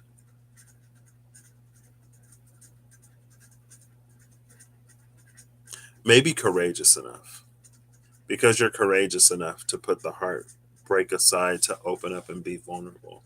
And because you're courageous enough to be vulnerable, you'll find what you desire and more.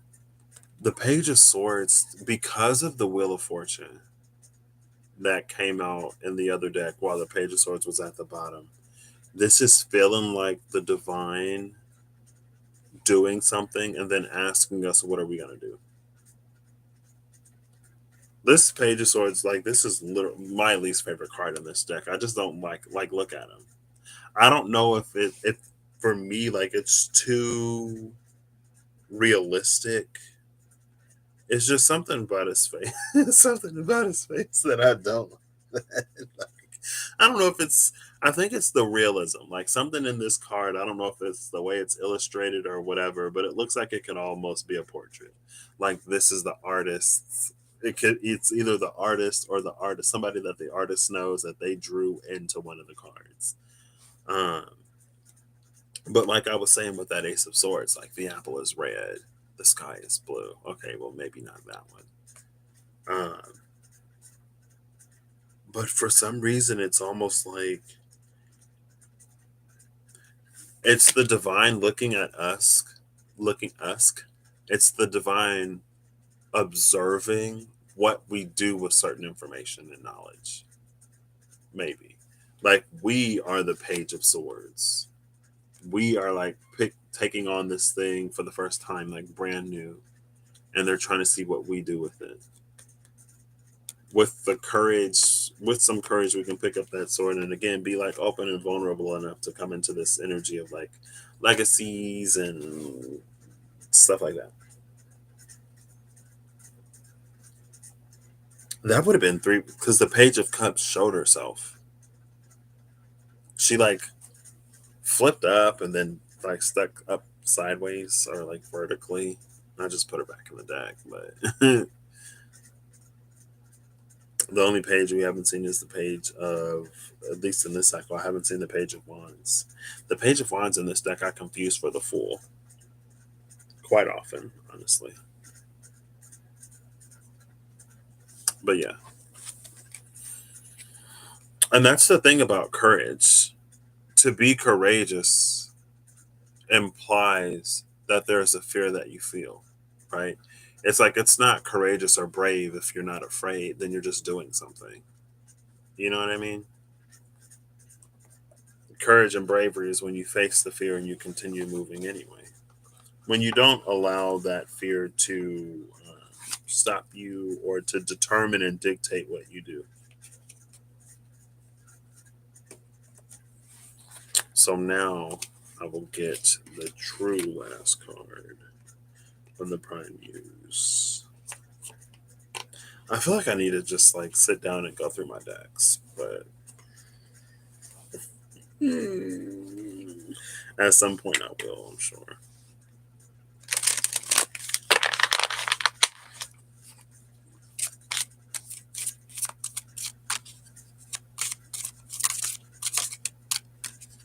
Prime Muse, final card, last card. What do you say?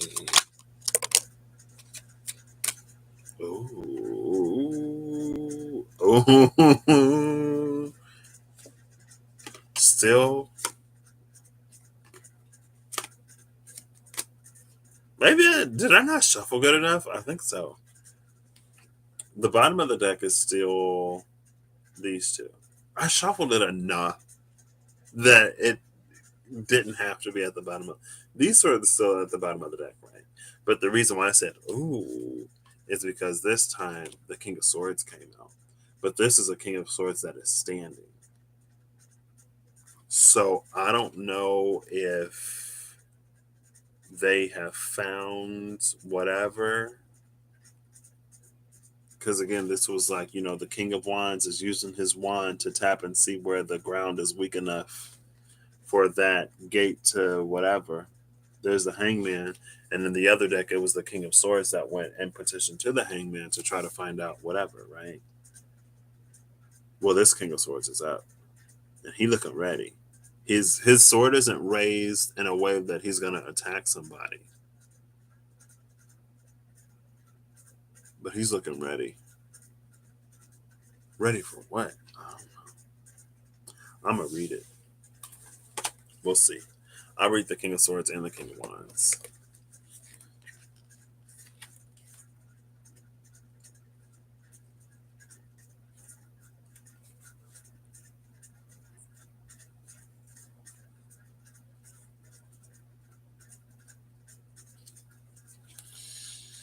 The King of Wands saw the sprout from the wand, and he is now. I would hold it up, but use your memory or imagination. I love how sometimes I'm like, I would do this, but I'm just going to be lazy and not. See, this is how you know that, like, some change is being anchored somewhere because I could be real lazy and not even do it, but it doesn't require that much effort for me to do it. So, anyway, the King of Wands saw the sprout from the wand, and he is now going to put the thought of planting it on the ground into action. Planting a tree is not a simple task for him because he has not done any hard works. In addition, he does not even stand up from the throne and just tapping the ground theoretically. Maybe he did not want to step down from his throne for just a little while.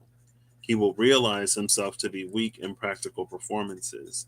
It will be hard to plant the wand in his way, no matter how hard he tries. He is in need of help from someone who is very wise and full of knowledge and power of execution.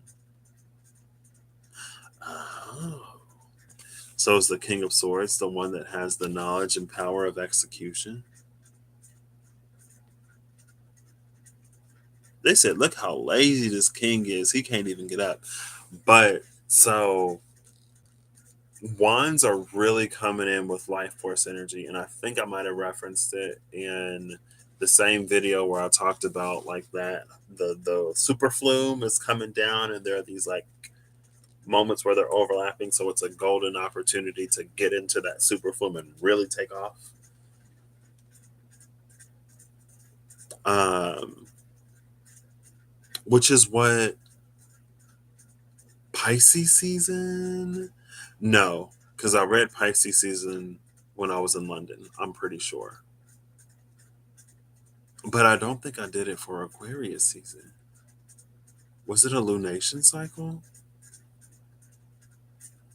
No, I think it. No, no, no. I didn't read because I came home at the end of Aquarius season, so it's when I read Pisces season. Um, and yeah, because the first thing that Pisces season was bringing was the nine of air in the tarot of no, the dreams of Gaia tarot, and that's when I mentioned how on the rare gazelle, Reem had a few readings with that card for Pisces thawing a golden timeline, and I was like, one of the first things that Pisces season is bringing us is this thawing of a golden timeline, which is why like at the I guess which is why at the conclusion of Pisces season it was like everything that was there, and then the beginning of Aries season was asking us to basically be a master, with the keeper being the first card coming out. um what am I talking about? Because the life force energy. So wands were symbolizing, it's like the Queen of Pentacles, the king and queen, but we'll talk about queens because we're talking about life force energy, I guess. And since it's talking about, the King of Wands, see, this is the thing that the author didn't know. See, author don't know about what wands do. The author is treating, okay, I'm not going to say that the author doesn't know, but for this entry, with the given context, this is how it's coming to me. This is how the divine gave it to me for me to assemble and get to whoever resonates for it. We're reading the entry for the King of Wands as if he's the King of Pentacles. We're reading the entry for the King of Wands as if he is of how things are. And the King of Swords is really well versed in how things are. The King of Wands is more creative than it. He can take a few creative liberties. You know what I mean?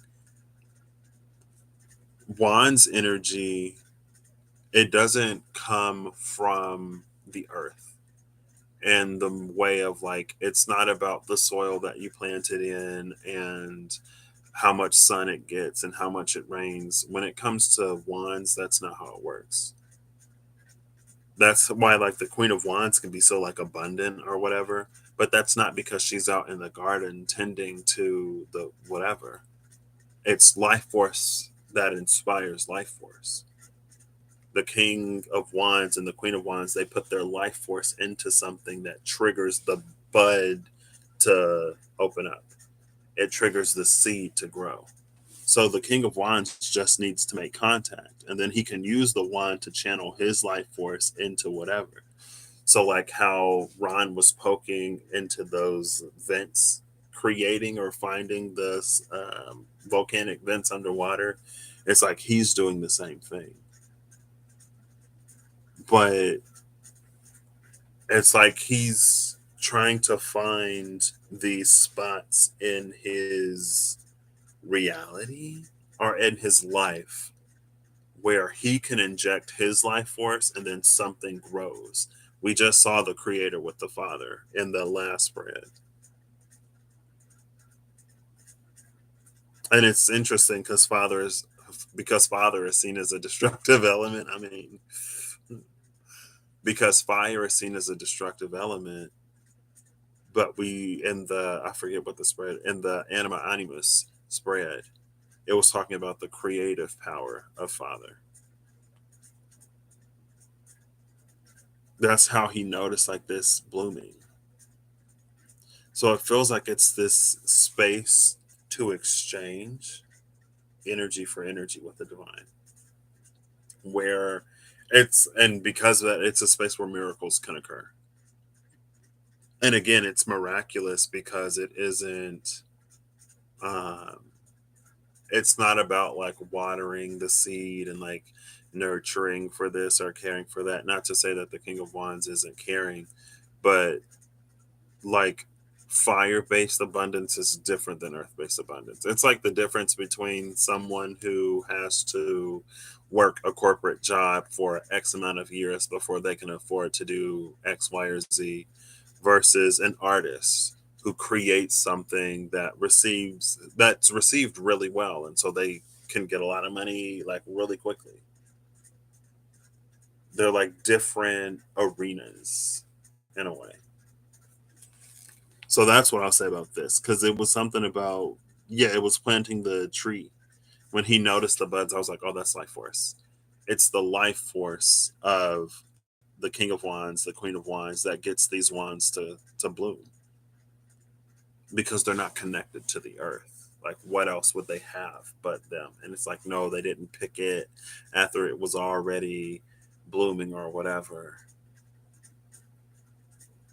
You know, it's their life force that gets it to grow anyway.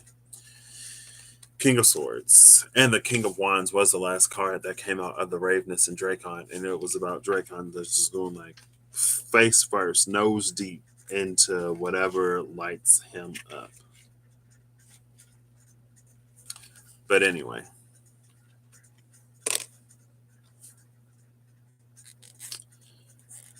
the King of Swords stood up, lowered his sword down. I'm trying to like, there we go. Lowered his sword down and raised his chin high. He seems to try to keep an eye on the opponent's words and actions rather than brandishing the sword for a while. But his attitude and expression are full of confidence and dignity that he will never be pushed back by someone. The points that he would respond to the opponent's manner and would not wield the sword recklessly feel more scared. Of course, the King of Swords will take any firm action to protect his territory at any time. However, he intends to listen to the other person more carefully for now, and the opponent is given time to negotiate.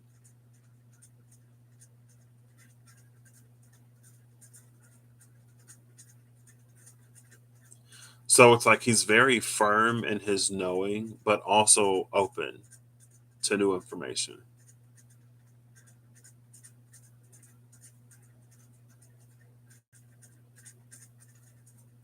The point is that he would respond to the opponent's manner and would not wield the sword recklessly, feel more scared. I think it's like, because again, like the first part is in Korean. So I don't know if they just like use the translator that kind of makes the English a little interesting or difficult to understand at some points. What I do like about these two though is it's a king with a king. I think it'd be really easy for anyone to see the King of Swords standing like that and to not be able to speak their truth or to not be able to hold their own. It'd be really easy for someone else to see the King of Swords standing like that and to almost like out of fear or out of intimidation kind of sort of like shrink. But that's why we got kings with kings. You know what I mean?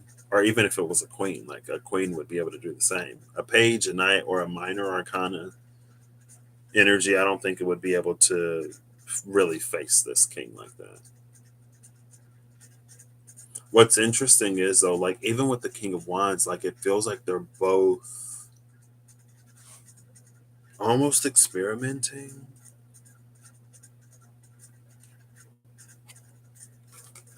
It's that good king energy, the good king energy that can modernize when the times change, rather than to try to force the will to stop. It's energies of like continued effort for their kingdoms to be continuously prosperous. It's almost like continued education or like other modernizing attempts rather than just being like, oh, well, my kingdom was the best in 1524 and we haven't changed a thing because it works. Meanwhile, the world continues to move. But again, like there's a place for everybody and there's a time for everything. So it's not to say that either one is wrong, but yeah.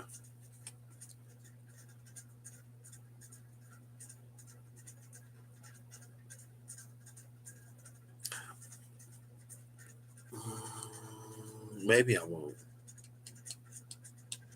We saw the Page of Pentacles in the Witch's Tarot. So the Witch's Tarot talked about the earth. So the double majors talked about the earth, the water, and the fire. It talked about the water with the Page of Cups being led to the world. And then here's the fire. And then here's the air that comes out now. The Witch's Tarot also gave us the water with the Ace of Cups into the Six of Pentacles, the air, which was the King of Swords going to the Hanged Man, and then the earth and the Four of Pentacles, Three of Swords, Four of Cups, and then the Page of Pentacles with whatever card she came out with, and Strength and the Ten of Pentacles. Um, but all of these, it's making me think of the aces on the Wheel of the Year. How we learn and interact more directly with the divine and the manifestations of the divine. Again, rather than trying to run to, I don't want to say run to, rather than using old information to reinstate or recreate things of the past. It's being led and guided and being open and receptive to what guides us forward.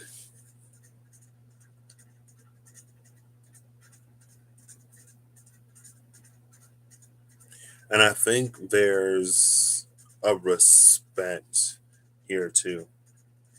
The King of Swords is coming out as very respectful today. Like the of Swords respects the Hangman and what the Hangman does. That's why the King of Swords knows that he can go to the Hangman when there's something subtle or not currently explainable, but nevertheless very real. And the King of Swords, it feels like even here, again, like he's also respecting the King of Wands. Because again, for me, especially within the past week, because I ended up doing the lion spread on my other channel. And that's when like it really sort of highlighted itself. Um, that Wands abundance and creation is different than Pentacles abundance and creation. And so he respects too the King of Wands' process.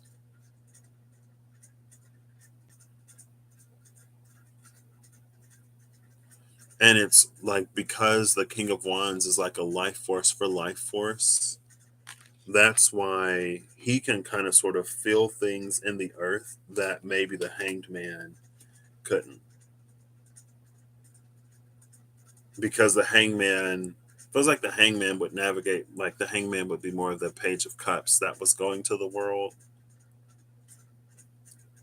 It's more like intuitively led and guided, but it's like the life force of the planet. The the King of Wands can like do some life source to life source merger and through the whatever find out whatever. Each suit has their own way of getting there. But at least here, the suit of air has to rely on other people. Oops. And the suit of air, that might be, again, because it's like it doesn't serve us as much to go and to past information or to previous schools of thought. Like it was the Seven of Swords and the Nine of Swords. To emerge brand new and to immediately go to the, it recreates that wheel.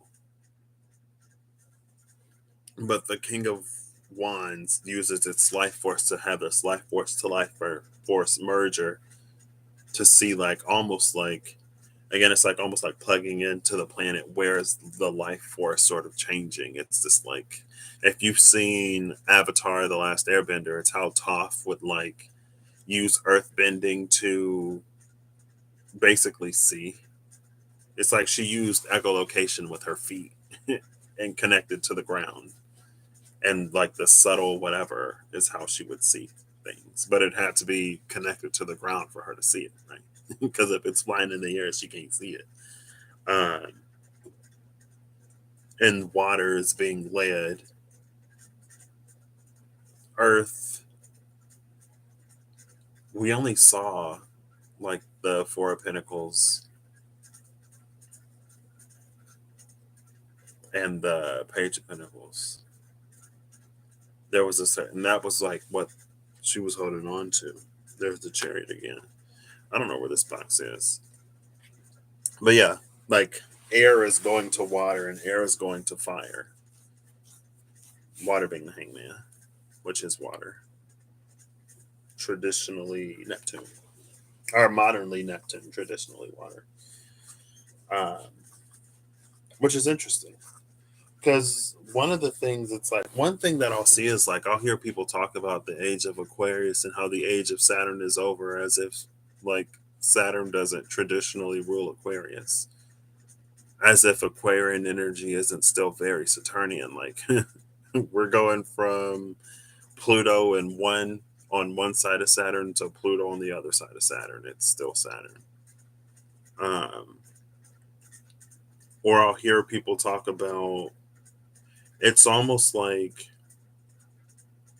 how when we were in the age of Pisces and a lot of the source of our woes was air or was water, like the energy itself became so conflated that it was like difficult. But in the age of Aquarius, all of a sudden air is going to be the way that we get somewhere. I don't know, maybe it is, what do I know? I'm a young spring chicken. But it's like, it's for, in my mind, it's like not to discount anything. And a lot of that too comes down to people. Like the age of Pisces was beautiful for the level of connection to the divine that it offered, but it was when people started being like, my way is the only way, that it got like weird. And like, even when Pluto was in Capricorn, it's like,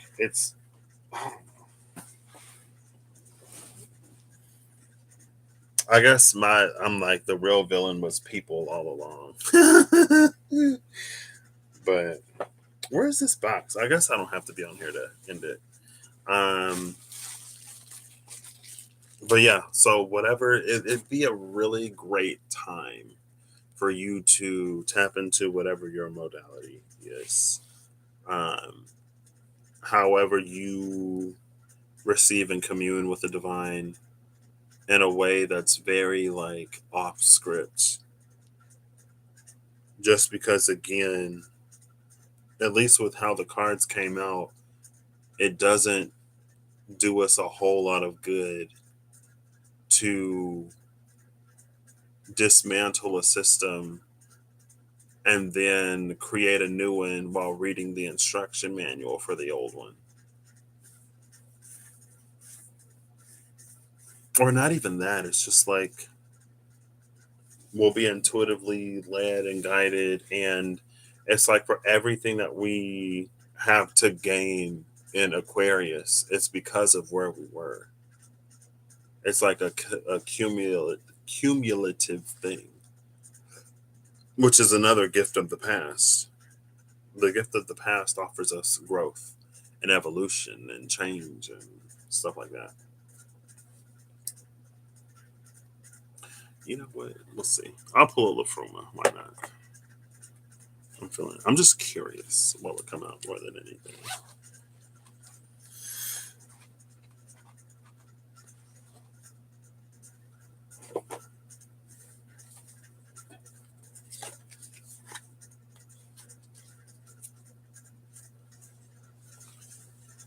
Ooh, wild and untamable.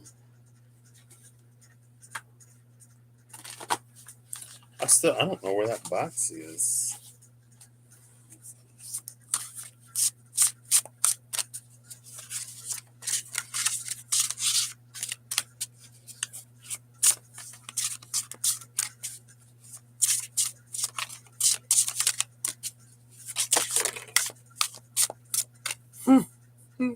No.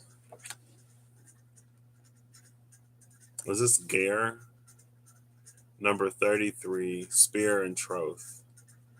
The reason why I say, like, I thought about, so God of War Ragnarok released New Game Plus, and I was gonna stream it, but I guess I decided not to. Well, kind of because I started playing like late at night. I guess I still could have streamed it, but it's fine. I didn't know if I was like gonna do it. I might at some points. I might not. Again, I don't know. But anyway, I'm playing through the game again, and I'm thinking back on like other times I've heard in Norse mythology, and it's almost like how a promise to Odin doesn't mean anything. I was thinking about it before I went live because of this. Like a promise to Odin means nothing. It's like it only means something if you're Odin. It only benefits Odin, and if you're not, then it's almost like one of those. We can find a loophole. We can do this. We can do that. It's almost like a genie energy where you get three wishes, but like they come in very like inopportune ways, like the monkey's paw. All right, good night, Holly. I hope you again settle nicely and quickly and easily.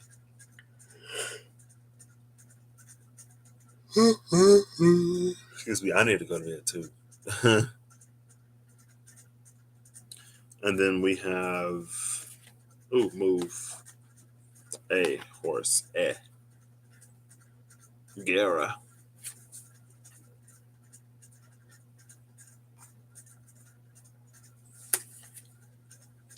Let's read. A weapon of war, the spear inspires fear, yet it was created primarily to provide.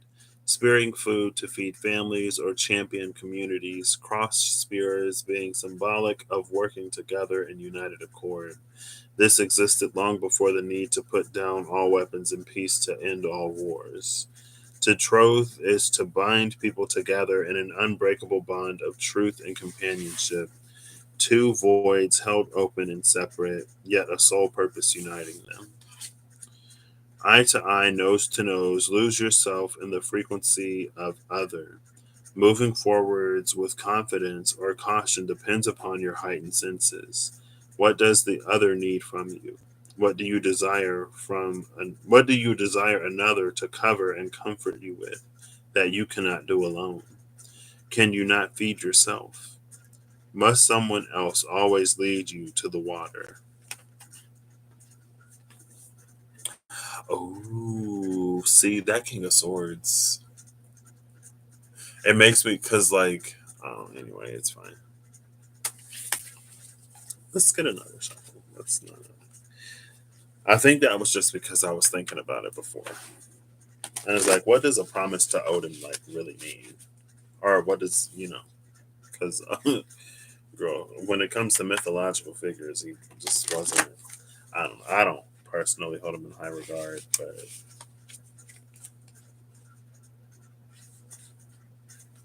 it's fine. He'd probably be like a successful CEO energy, you know, kind of use and abuse people and take advantage of this and that. And then you create structures and systems that you yourself don't really have to abide by. Anyway, all right, let me, I'm going to take a breath.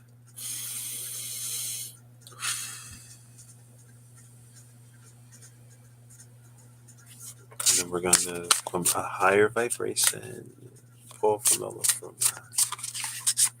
Are you going to get to see Russ now that he's going to be local, Kirsty?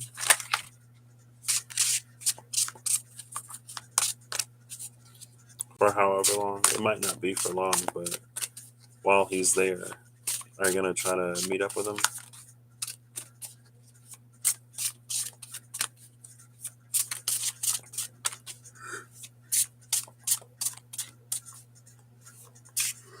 Yeah, excuse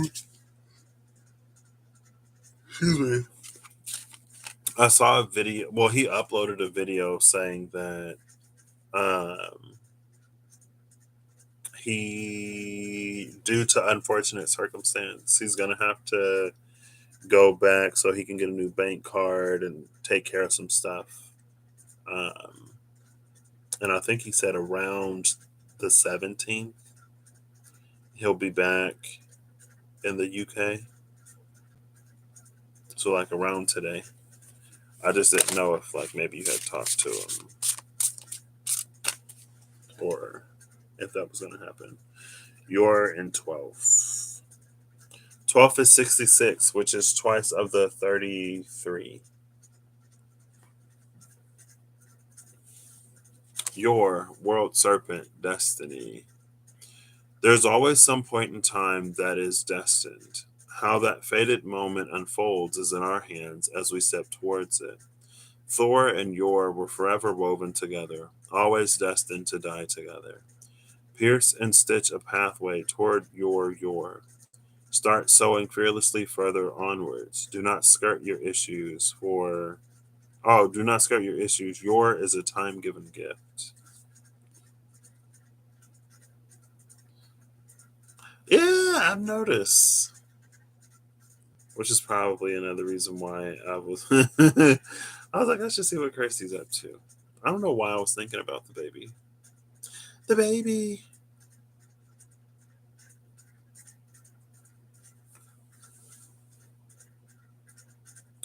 What? Girl, I've never seen the snake. I see it. I see it. See, the snake is literally right there. There's the red tongue. Hold on. There's the red tongue and the face and the blue eye. There's the serpent. There's your. Oh my gosh. I've seen this not an insane amount of times, but I feel like I've seen it often enough. Excuse me. 12th at the bottom of the deck. All physical manifestations require structural frames to hold form. Atomic microfractals echo swell to cosmic tensile micro scaffolding, holding static. Learning or learn the firm boundaries and edges of the space your cells create as flesh. Sense the skin of your shell's perimeter and push your conscious energy beyond. Be charged. Be ready to arc your love into the etheric. Love is all keys. Locksmith to all vaults. What could be more vital than love in all things?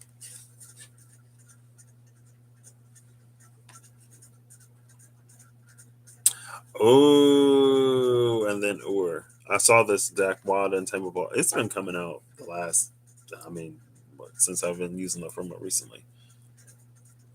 It was at the cut when I was shuffling. I noticed it. I didn't say anything. It's almost like there's this static. That's so wild. I'm sorry. There's a little preview window wherever my mouse is, And so it's showing me this, but it's like in real time in the little preview window rather than being a static image. Um, Probably because I have the window open. Anyway, it's like there was this interaction and dynamic between Thor and Yor before.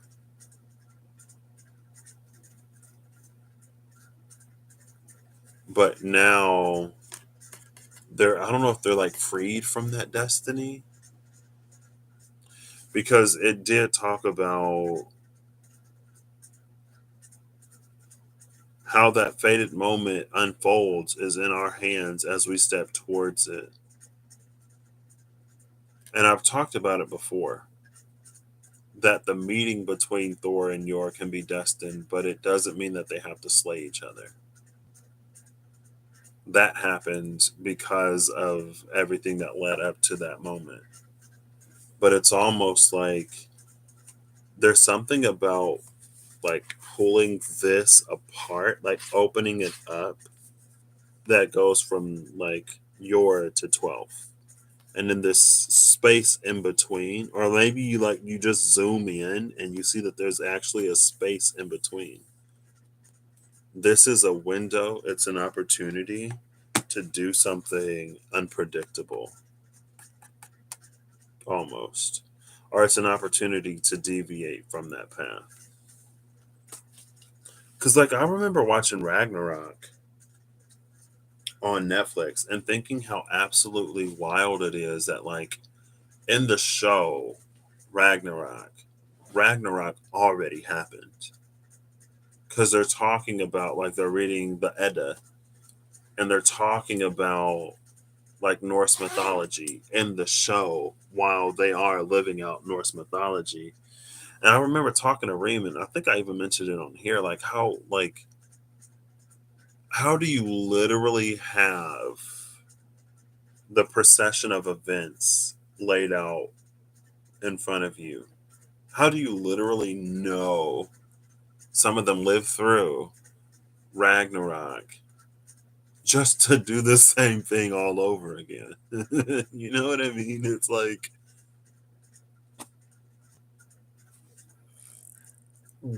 where does the learning happen? Where does the difference? But I guess that's literally what we started with. We just reinvent the same wheels over and over and over.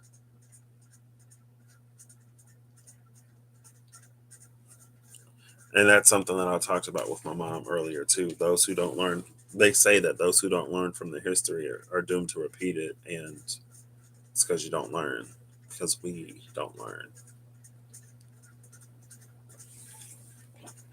That's when the comfort of the familiar does humanity a great disservice. The moon, the Nine of Cups, what we truly desire, unless we've already experienced it, unless our life is like already perfect, what we truly desire is further yet still. So why would we look back and try to hold on to or cling on to something in the past, or try to elevate something of the past into that position when it's like, I don't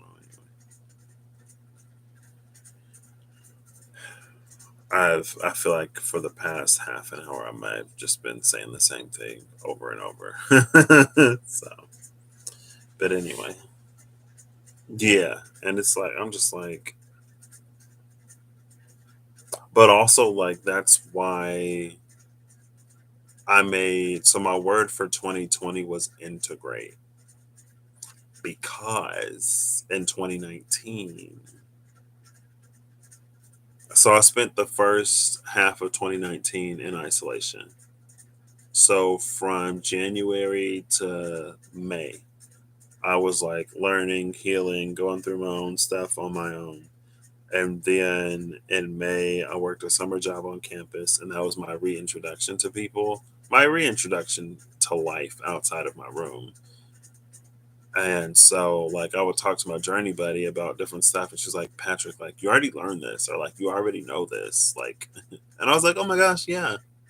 But I heard her say that enough that I made my word for 2020 integration.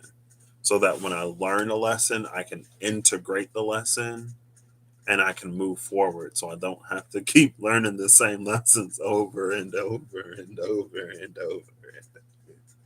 And 2020 was probably the year I learned to do that integrating. I'm like, wow, maybe that's why I'm like noticeably better at integrating lessons now rather than like continuing to learn the same thing over and over, at least to the point where like I can progress, I can proceed, I can move forward. And those like lessons that I've learned, like I can see how they're actually serving me as I move forward and as I do things.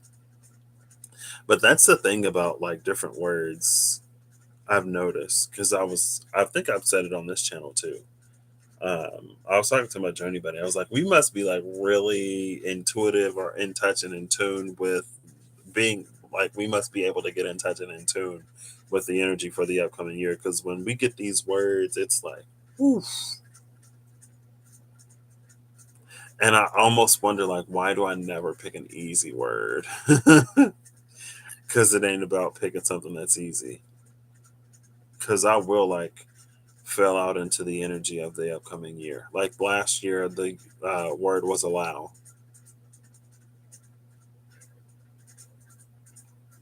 That was that was beyond.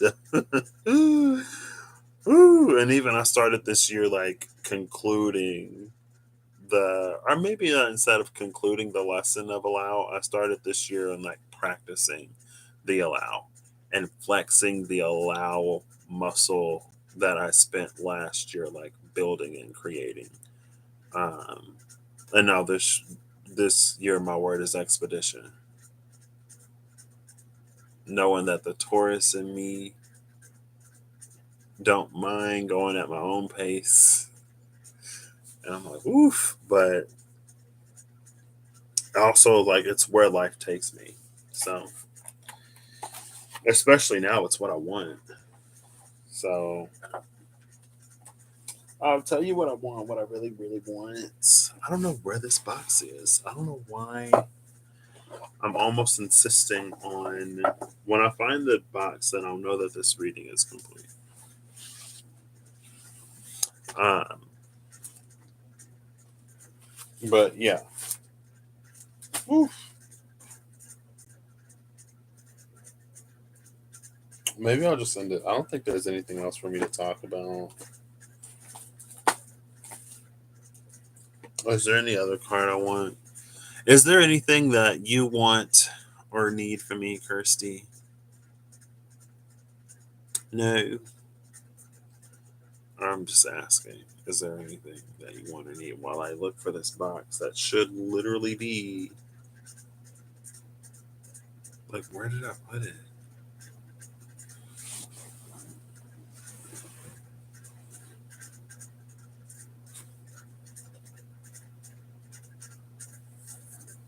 Here's this. Why did I just get rickrolled? We're no strangers to love. You know the rules, and so do I.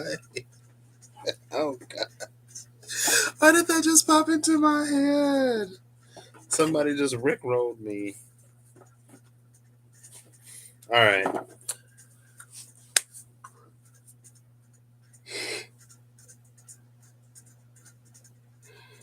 Excuse me. And with that, it's time for me to go to bed. I feel like I'll be able to sleep tonight.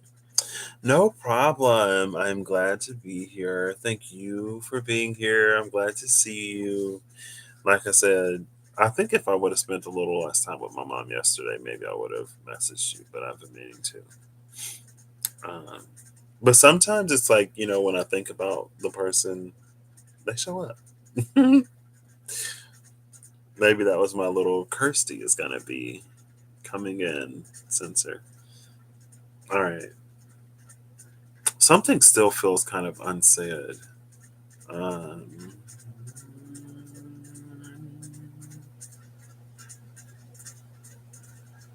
I don't know what it is, though.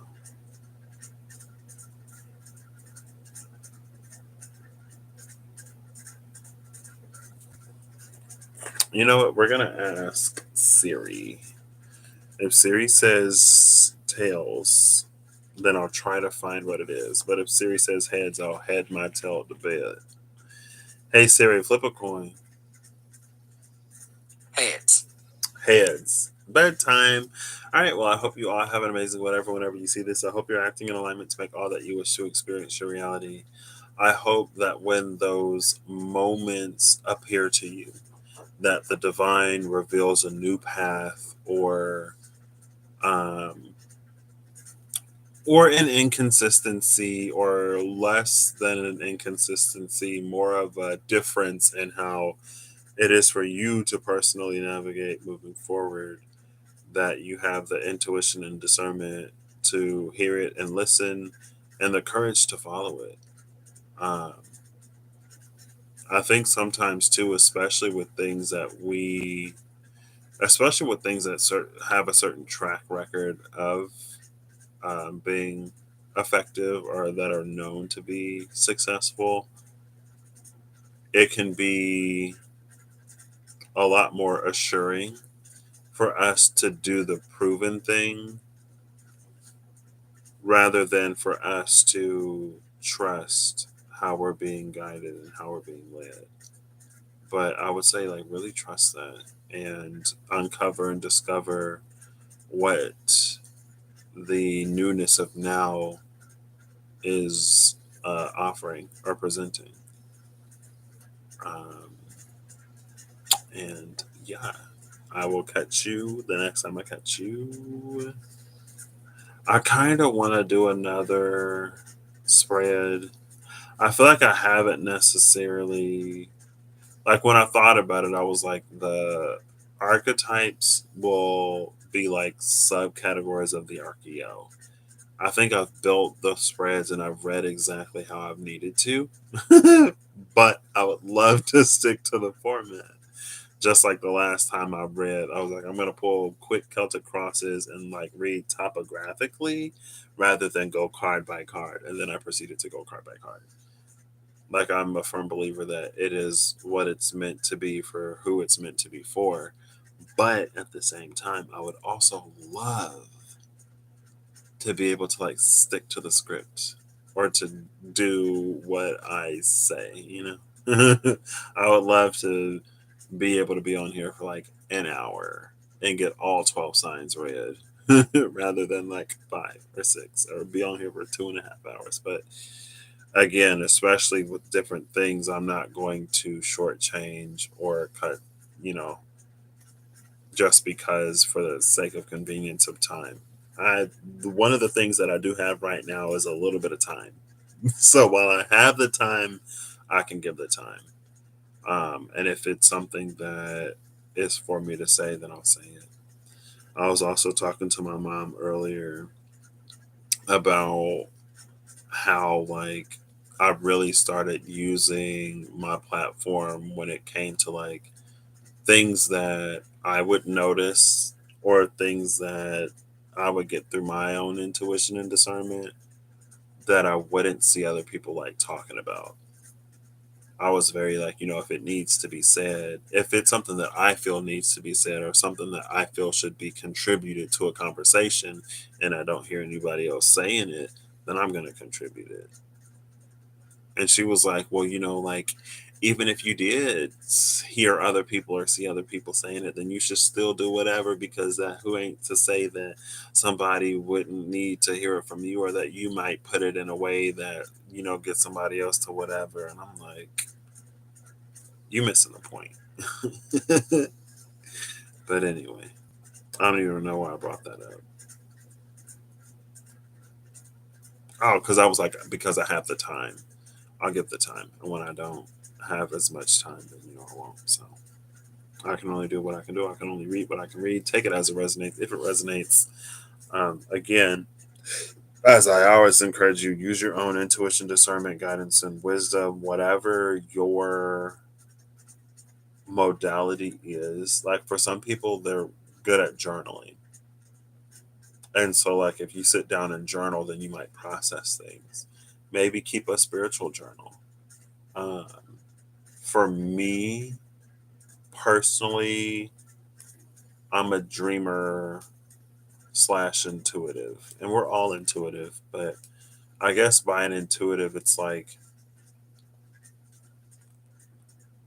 it's almost like synchronicity, how we all experience synchronicity, but I don't know.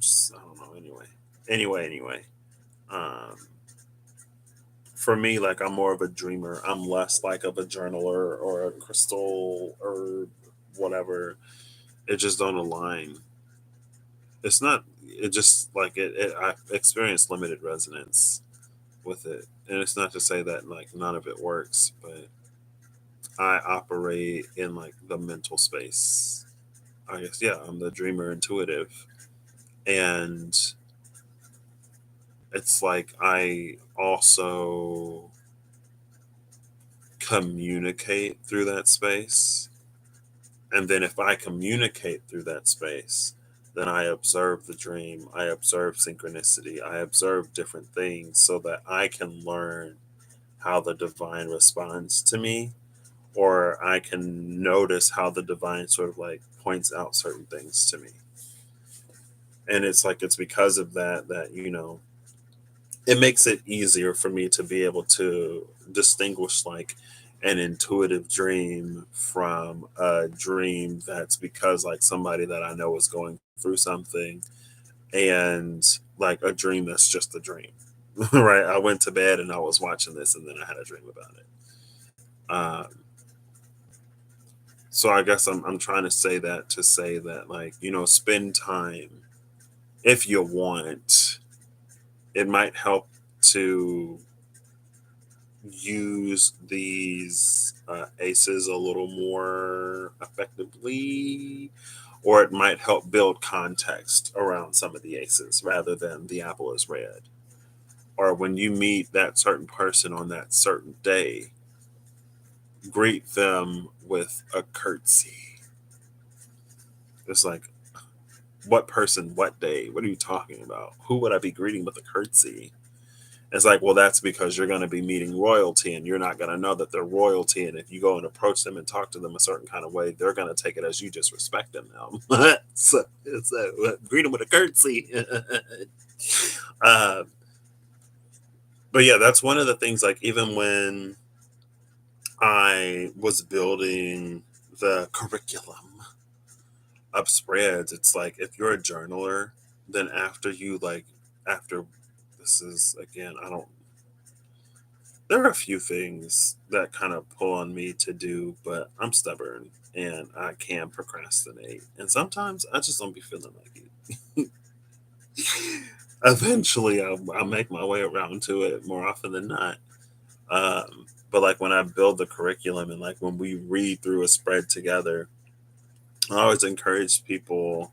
I always encourage people as if there's been multiple people. The way I wrote it, I put it in there, and for the one person I've done it with, like I, encourage them to, whatever. But it's like if you're a journaler, even if you're not a journaler, like pay attention to like dreams or other signs and synchronicities, because the way that I built the curriculum is basically to walk someone to getting closer to the divine in their own way.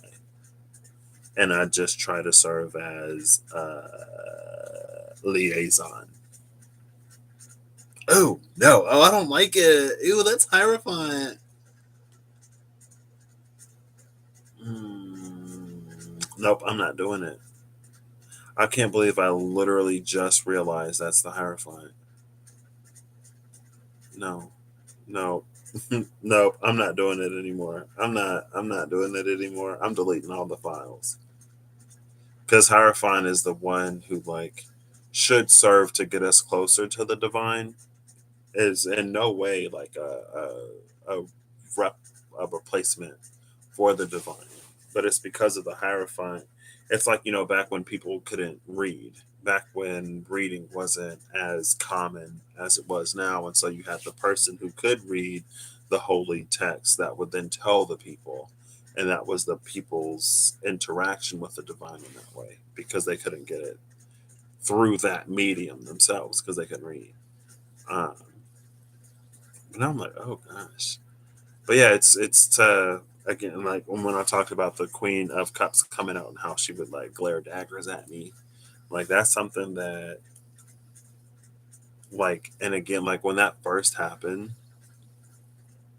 I was like, I can't go any further with you on this one, but this is what it's feeling like. And this is like what, again, like this is what it's vaguely feeling like. I personally don't know because this is not how I operate. My gifts aren't in this realm. My modality, like this isn't my modality. This isn't something that I personally connect to, but this is something that's coming up as if like you might connect to it. And then the person was like, "Oh my gosh, yeah," and blah blah blah blah blah. I was like, "What? That's crazy." First of all, I was like, "That's crazy," because it's wild that it's like, oh my gosh, it's resonating, right? But also because like I do not work like that. That is not how I operate. That is not my modality. That is I'm very different. But I think that also gave me an appreciation too for that. But at the same time, like even before I did that, like you've heard me say probably on this channel if you watch me, that when someone asks me for advice, I try to give that person advice as if like I'm talking to that person and not like just general sweeping advice that I tell everybody.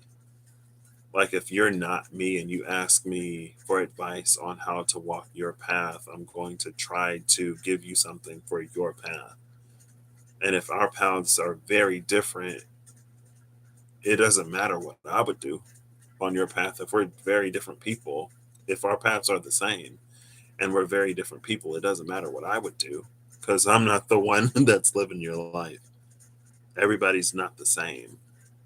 And so to treat everyone as if they are is to like almost, I don't want to say like cheapen the diversity or to, it's almost like it's to oversimplify the beauty of the creation. Everyone should be treated with dignity and respect, don't get me wrong, but like not everyone is super cerebral, right? Not everyone is like a visual learner. Some people are more like hands on. So if you're going to teach them, you have to give them something that they can physically interact with to get the neurons in their brain to make those connections rather than just putting up pictures or whatever. Some people are like audio or audio. So like if they hear it, then they retain it. But if they just see it, it's like that, you know. And that's one thing that I always like, especially for people that I know and for people that I spend time with. If I can see how they best learn, then I know how to like give them information. You know what I mean? Like for me, super boring, loves Capricorn stuff. Like good work advice for me might not be like quit your job and be your own boss and do your own thing. Because, like, first of all, I don't want it. Second of all, like, what would I even do? You know what I mean?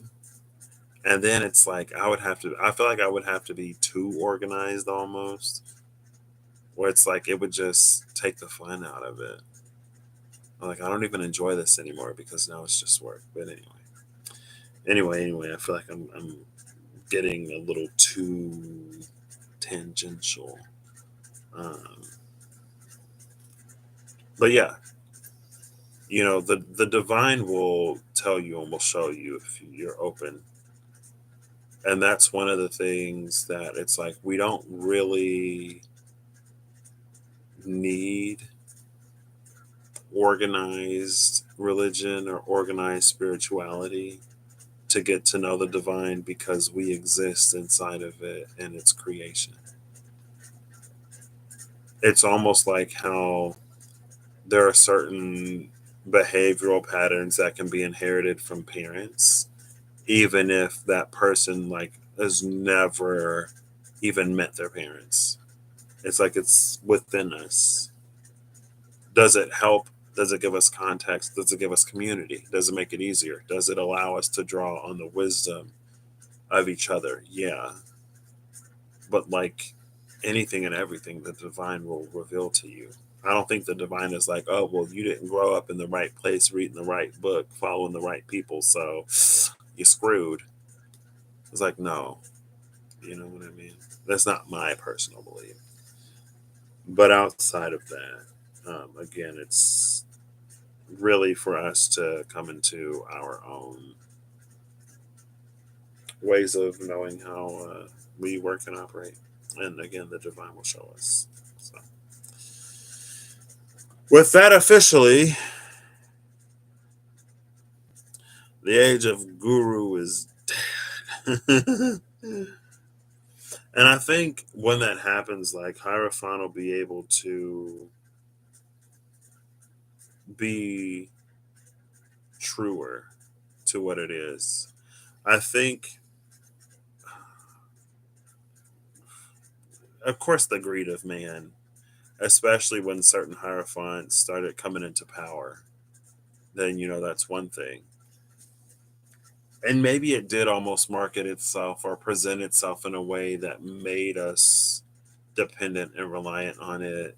I mean, yeah, if you have the person who's at the top or at the head that's saying, I'm the one who knows all of this and I can teach you and tell you, and we buy into it to the degree that we discard or discredit or our own discernment intuition, and we don't develop that or hone it. We don't develop that relationship or hone those gift skills and abilities, and it's like, yeah, it's easier to continue to look at somebody else as if they are whatever and we are what we are. But I think there has been a certain dependence on hierophantic energy by people that also kind of sort of put it there too.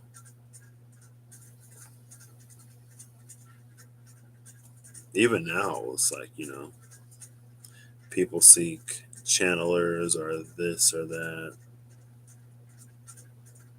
But like you said, I think it'll, yeah, that is so weird.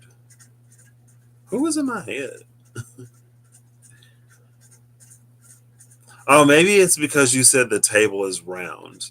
Maybe because you said the table is round, that got me thinking to Knights of the Round Table. That got me thinking to like Avalon or whatever. For some reason, when I read that, I was thinking like fairy folk or maybe the she or something. Girl, I don't know. But it just like popped into my mind. It flashed into my mind when I was reading. The table is round, all are welcome, a place is set for everyone. I'm like, oof. I need to stop. I feel like my gift is really a gift of connection. And I love the cards because for me, like cards are like a boundary or like a barrier. Or it's like we sit at the table and I connect to the cards and you connect to the cards. So I don't necessarily have to connect to you. Not that there's anything wrong with you in general, you know? And definitely not you, Kirsty, specifically, of course. Uh, but I like the cards as like that buffer. Um, But yeah, I remember when I first told my mom, she was like, "You don't even need cards. You've been doing this and doing that all your life." And I'm like, "Yeah, but the cards are pretty." And especially like when I started like getting more into whatever as more people were exposed to me and as I was exposed to more people, it's like I love that sort of in between. But yeah, it might be time to end this before everybody and their mama start coming. It's also probably my bedtime. It's 4:44 a.m. Oh my gosh. Party things. It's the seagull in me. Okay. I did go to sleep for a few hours earlier and then I woke up. So, but yeah, I don't know. It's like,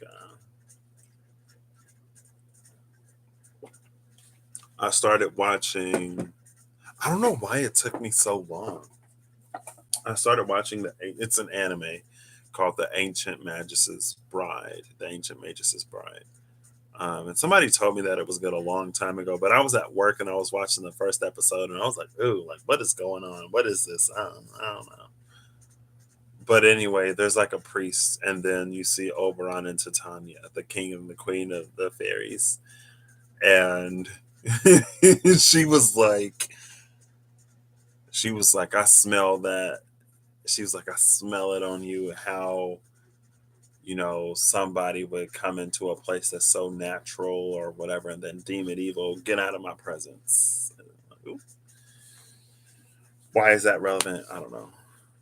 Um, anyway, yeah, I'm going to end this video now. Or I could just wait 5 more minutes, make it 3 even hours. You know what I mean? Um, Titania, your favorite queen?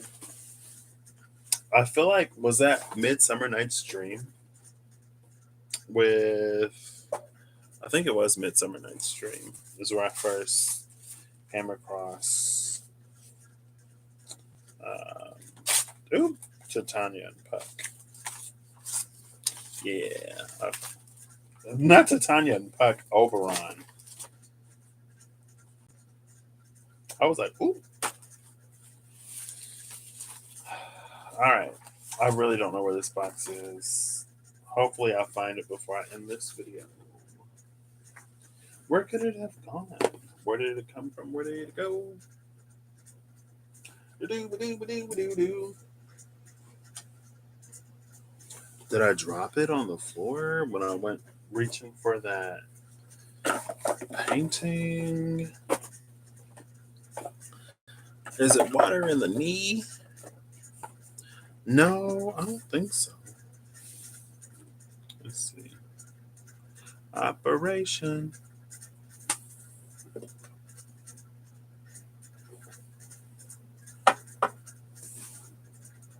Oh, it fell on the floor. I found the box. Oof. Ouch. Here we go.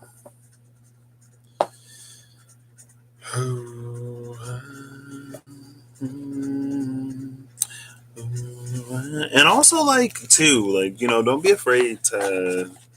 Different people work different, and we all have different gifts, skills, and abilities.